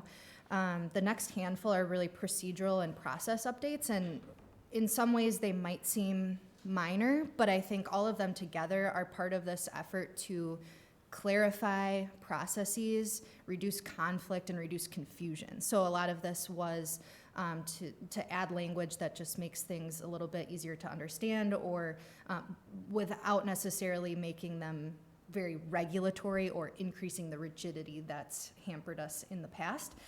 So what we did here is just differentiated between a minor amendment and a major update, clarifying that the minor amendment follows our annual, now actually biannual process to amend parcel-specific land uses within the urban service area. So still following the general guidance of the plan. A major update, on the other hand, could include changing our overall growth model, which over the long term, 50-year horizon or so, directs growth along the Highway 14 corridor. If we wanted to change that, rather than looking at that in response to any one specific property owner's request for development, we would look at it as a city as a whole, understanding development constraints and getting public input on that process. So presumably it would be a little bit more extensive in resources, time, and public input, just encouraging guidance, which is written into the plan that would make that an objective review, and identifying some triggering mechanisms that the council and the plan commission could consider when deciding whether they wanted to take on a major update. For example, an inadequacy of land in terms of supply within the urban service area, or a major shift in regional social, economic, political conditions. I used the example last night. Right now, our idea was the transportation corridor and transit opportunities along Highway 14 and the rail corridor. If something were to change regionally in a substantial way, like bus rapid transit, and it was very successful, maybe those efforts would shift and cause our development patterns to be different along the Fish Hatchery Road corridor, for example. And then just also clarifying that a major update doesn't need to be that FUDA, Future Urban Development Area change. It could just be reworking the plan, sort of like we did this time around, looking at policies or census data, for example. Major change number 4 was allowing minor amendments twice per year instead of once. I know this has come out of CETA multiple times, as well as other groups. And I think this is a good example of flexibility while still maintaining that predictable process of the plan. Aligning better with construction schedules. Major change number 5, we added some language that provides guidelines for review of minor amendments. Again, the purpose being to reduce conflict, reduce confusion, and give both the Plan Commission and the Council a playbook that they can read from that describes what some objective planning principles might be when you're considering a land use change. It doesn't tie anybody's hands at all, so there still could be political considerations, there still could be substantial neighborhood input and public input. It just identifies, again, some objectives to work through as a group. And major change number 6, this one's been contentious, was some public testimony and petition submitted on Tuesday night. It's regarding the authority of the Plan Commission versus the Common Council in changing the plan or amending the plan. There are 2 different versions of text shown on the screen. The red version is something that was added by staff in initial drafts, and the purpose was to clarify the city attorney's interpretation of the past 10 years, as well as the League of Wisconsin Municipalities, noting that the council may make technical changes that are non-substantive. So if they wanted to change, for example, someone's private property rights at the council level, that would be something that would need to go back until the 2 bodies agreed and the council was acting on something recommended by the Plan Commission. A resolution approved on December 10th by the council added the language in blue, which just sort of reverts back to the original language found in the 2009 plan. And what this would do, if adopted, allows the council just more flexibility to disagree with the city attorney's opinion. I have also noted that the statute hasn't changed, and therefore her interpretation of the statute hasn't changed. So that would continue to presumably be her advice, but it does allow the council the flexibility to deviate if they so choose from the Plan Commission. Also, that wouldn't necessarily be clarified further until there were case law or until the statute itself was updated. So this would also reserve the flexibility if in any of those 2 cases something changed. Coming out of Tuesday night's Plan Commission meeting, they did, like I mentioned, recommend adoption of the plan, and this was one of the few changes that they put forward in their recommendation was to go with the red language as opposed to the blue. And then major change number 7 is actually sort of a summary of 29 different policy changes. The Plan Commission did recommend approval of all of these, and those are included in the memo. The draft plan that's online is not redlined, so if you wanted to refer to this memo to see exactly what those changes are, you could. I think these are all supported by the input received from the public in various committees and was in direct response to some of that feedback. But rather than read through them all for you, I just summarized them here into sort of themes. So there were a number of policy changes that addressed housing comments, so ensuring that we're looking at the healthy balanced neighborhoods, mix of owner-renter, not isolating and concentrating rental housing, for example, supporting various components of the housing plan and the Healthy Neighborhoods Initiative. Regarding industrial land and economic development, we did add some components encouraging that we ensure adequate land for industrial development. That was something discussed by CETA. And we also added something that specifically says we'll use the City in Motion document as in tandem with the comp plan So the comp plan, again, sets the general policy growth, but City in Motion can be a strategic sort of partnership with the two working together, hopefully on some consensus and general agreement for the city overall. In terms of agricultural use, we added some policies that just talk about enhancing opportunities, but still staying true to that rural preservation and ag preservation goal. For example, just perhaps clarifying our ag zoning districts to allow ag research or other types of ag-dependent uses. And there's one more specific at the bottom that I'll get to. There were also a number of policies regarding transportation with feedback from different groups. Again, using the transit example, if we're not going to have a rail line, we still do want to promote those objectives of transit and sort of transportation mobility throughout the community and region. But if the transit didn't come to fruition, we just added some language that supports other similar objectives like bus rapid transit, as well as other technology supporting markets for electrical vehicle charging stations and things like that. There was a policy added to support development of a comprehensive sustainability plan. The idea here was we had a lot of sort of pick and choose goals throughout the plan, develop a wind ordinance, look at solar, et cetera, and without really something that gives us that strategic overall direction. So something that came out of a lot of public meetings as well as RCC and other groups. So this would just include that as a potential recommendation. And then the two at the bottom are a little bit different.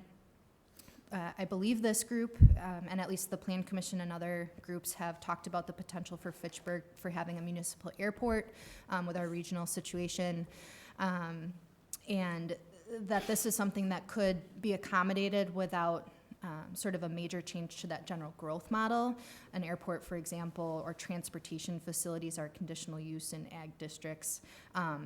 But this would be a major change. So if there were ever to be an airport proposal, there would be lots of public input, studies. The potential locations would surely be limited by like the airport regulations and prevailing winds and all of those things, and lots of public input would be received. But this policy just makes it clear that that's something that's on the radar and that could be considered.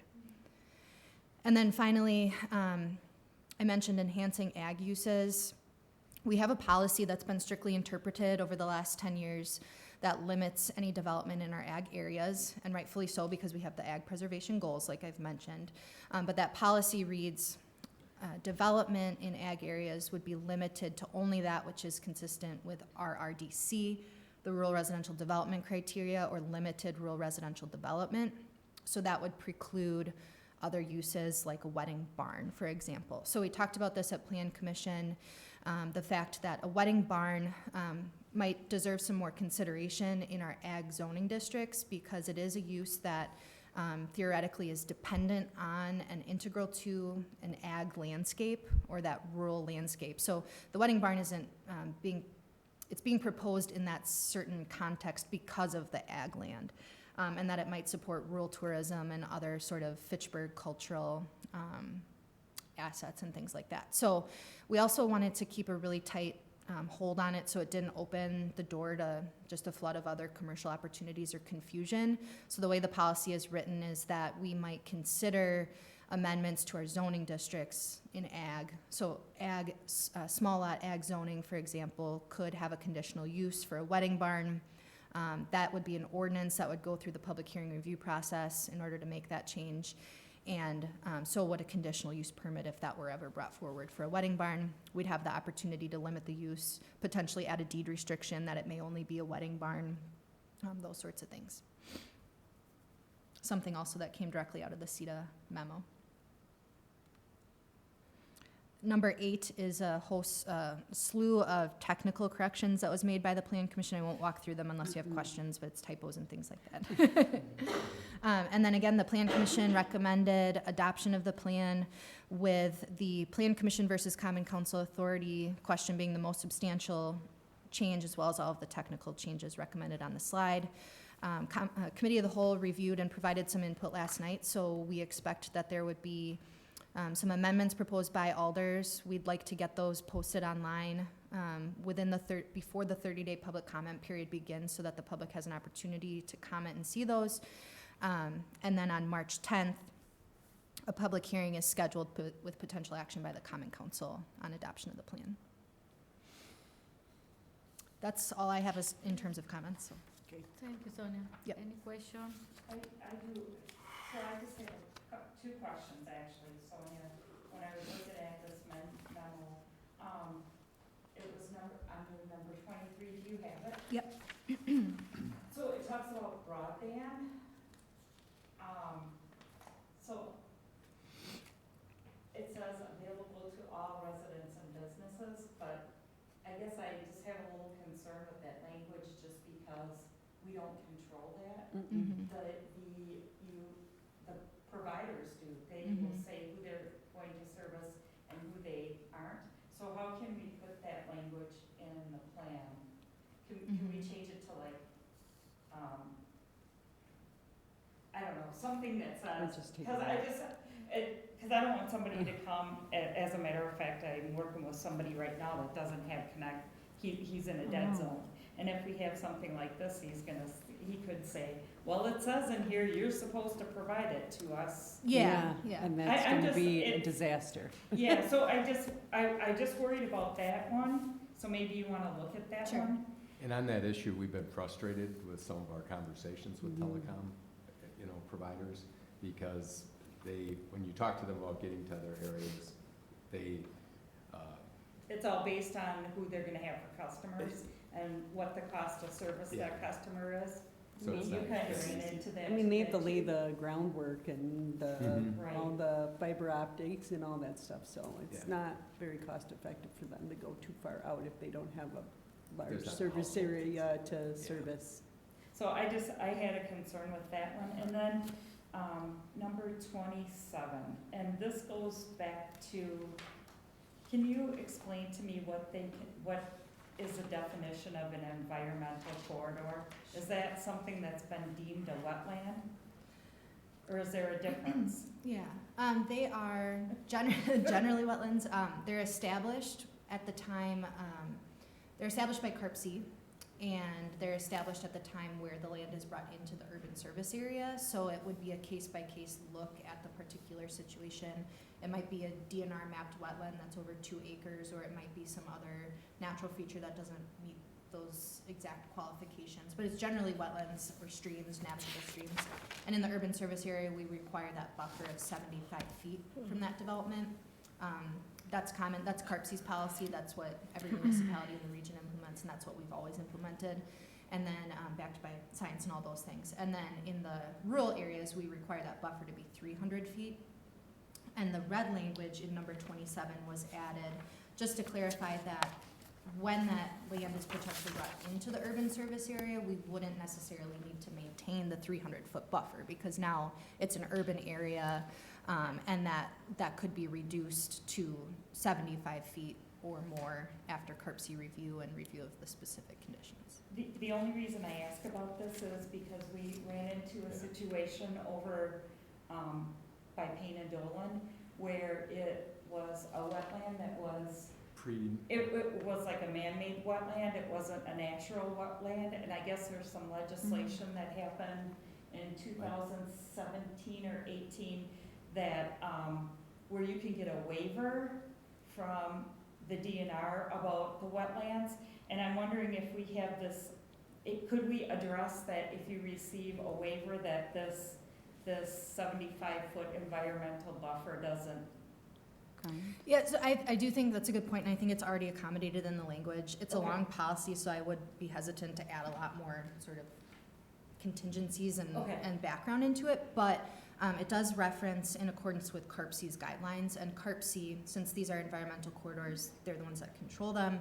DNR wetlands would be a different situation. Those waivers would always be available. So This then would trump that. they would notify CARPC that they've received the waiver and.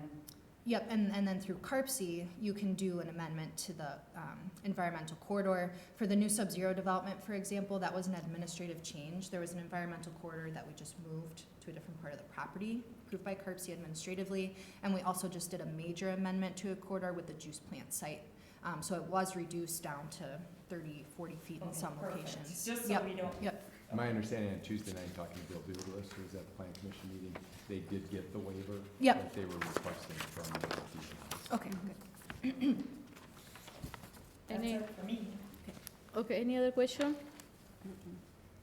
Okay, thank you, Sonia. Thanks, Sonia. So Thank you, it's, thank you, it's 9, so do you have, Mike, anything that you need to share with us? Just the room tax update, we don't have the fourth quarter in yet, so that'll be coming in probably by the end of this month is when it's required there. So this was just kind of a summary update for you, and then the expenses that you had approved that we haven't necessarily paid yet there. So nothing big there. Just a few quick updates for you. I'll be quick on this. The juice plant developer agreement was approved last week at Finance and Council, so that if you've driven by their chain link fence is up and they'll be starting demolition. Bob Shea called me over the new year, and he has reached agreement with a large commercial user for the quarry site across from Super Target. They have not contacted us yet, but I guess they're gonna be contacting us, so once I get that information and am able to share it, I will let you know that they would drive a comprehensive development plan for kind of that 30-some acres of the quarry that runs from McKee Road north to the residential area. If you've driven over here in Uptown Phoenix, that's their headquarters coming out of the ground there with the steel that's going up there. We were at the Wisconsin Economic Forecast lunch with Park Bank. They will be redoing the bank branch in 2020, coinciding with the road construction there. That'll be kind of a 2-story building that'll anchor Greenway Crossing Fish Hatchery Road right up to the corner. Is that TED, Mike? I don't know if there's gonna be any request or not. At one point in time, Dan, they mentioned something to help with kind of safety, security issues up there, but we haven't received anything formal at this point in time. And we didn't get into that discussion at that luncheon that day. But it's gonna be a nice looking building there. The chamber annual meeting is tonight at the new Funks, I guess you would call it performance space there, yeah, or special event space. So if you haven't signed up for that, I think you can still pay and walk in for that one. The VRBC annual meeting is on February 12th. And then we've got a 20 megawatt solar project that'll be coming on the O'Brien property on the east and the west sides of Seminole Highway over there south of Lacey Road. And there's even gonna be an educational component to that on the west side of the road. And then we're working closely on another T grant to try and get $1 million for the Lacey Road upgrade. And we're using job creation and retention from both the Promega and Sub-Zero projects. They're over at Lacey and Seminole Highway. So we've been coordinating with the new T grant coordinator there. And then just a heads up that there's a joint staff group that is gonna be meeting quarterly on the town of Madison annexation at the end of October of 2022. So we had our first meeting on December 17th, and we're gonna be meeting quarterly to just kind of work through those issues collectively with our colleagues in the city of Madison. And then we'll be drawing in other departments as we're talking about specific issues and things like that. But the agreement is going forward as is. The respective mayors have met and seem to agree on that. There'll be some tweaking that we'll do. The next thing that's being done is we're getting an appraisal done on the town of Madison Town Hall north of the Beltline to see what that value is. And then that will help us resolve some minor adjustments to the boundary. Things like Engelhart up on Greenway Cross, half the buildings in Fitchburg and half's in the town of Madison. So we're gonna, or in the city of Madison. So we're gonna clean up that. And then on the west side where the Zimbrick dealerships are that are coming to Fitchburg, some of them are in the town right now, but then some parking lots are in the city of Madison, and the new Hyundai dealership is now in the city of Madison. So we're gonna kind of just square that off. But it's gonna be dependent on what's that value of the town of Madison and work out some of those equitable swaps up there. So we'll try and keep you filled in as I learn more as we meet quarterly and stuff. But if you have questions, let me know as that stuff is happening. It'll be here before we know it. Oh, we'll see it in our property taxes, I'm sure. Any questions on anything else you guys are seeing around the city or development that I didn't mention? Last year, was a record year for us, 406 million. That was because the 2 Promega projects, their major permits were pulled in the same year. Probably should have really been split out in 2 years, but that just helped. Of that 400 million, Mike, how much is in a TID?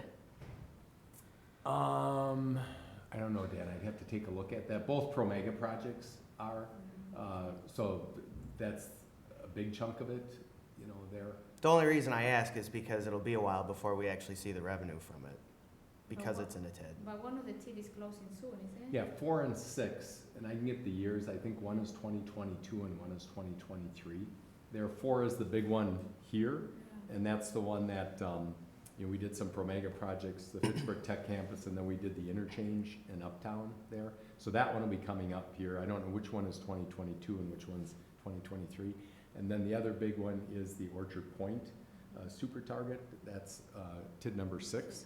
So that one will be closing. That one could have closed years ago, but remember, the council supported amending it to be able to put in Spoke and Sprocket, and now to help pay for the McKee Road improvements, and it also paid for the Fitch-Rona Nesbit roundabout, which, you know, it would have been nice if we could have closed it to get it back on the rolls, but those infrastructure items, but for keeping the TID open, Fitchburg taxpayers would have had to pay 100% for those projects. By keeping the TID open, we're part of it, but so is the school district, so is the Madison College, so is Dane County. So our other tax-paying entities help to finance what really are regional infrastructure improvements there. But we're getting close to those, and those are the 2 big ones that then should bring us some levy limit and valuation, you know, to the general fund. Oh, one last thing I'll just mention is the police facility over here. The site that's been identified is at Lacey Road and Research Park Drive, right across the street from the library. So they asked me to kind of reach out to Fitchburg Center. So we're going to start that conversation and process with Fitchburg Center, because right now that's dedicated as parkland. So there's a process that we would have to go through, legal process, to allow that to be a site for a future police facility. Okay, any other question? Okay, so I need a, thank you, Mike. I need a motion to adjourn. So moved.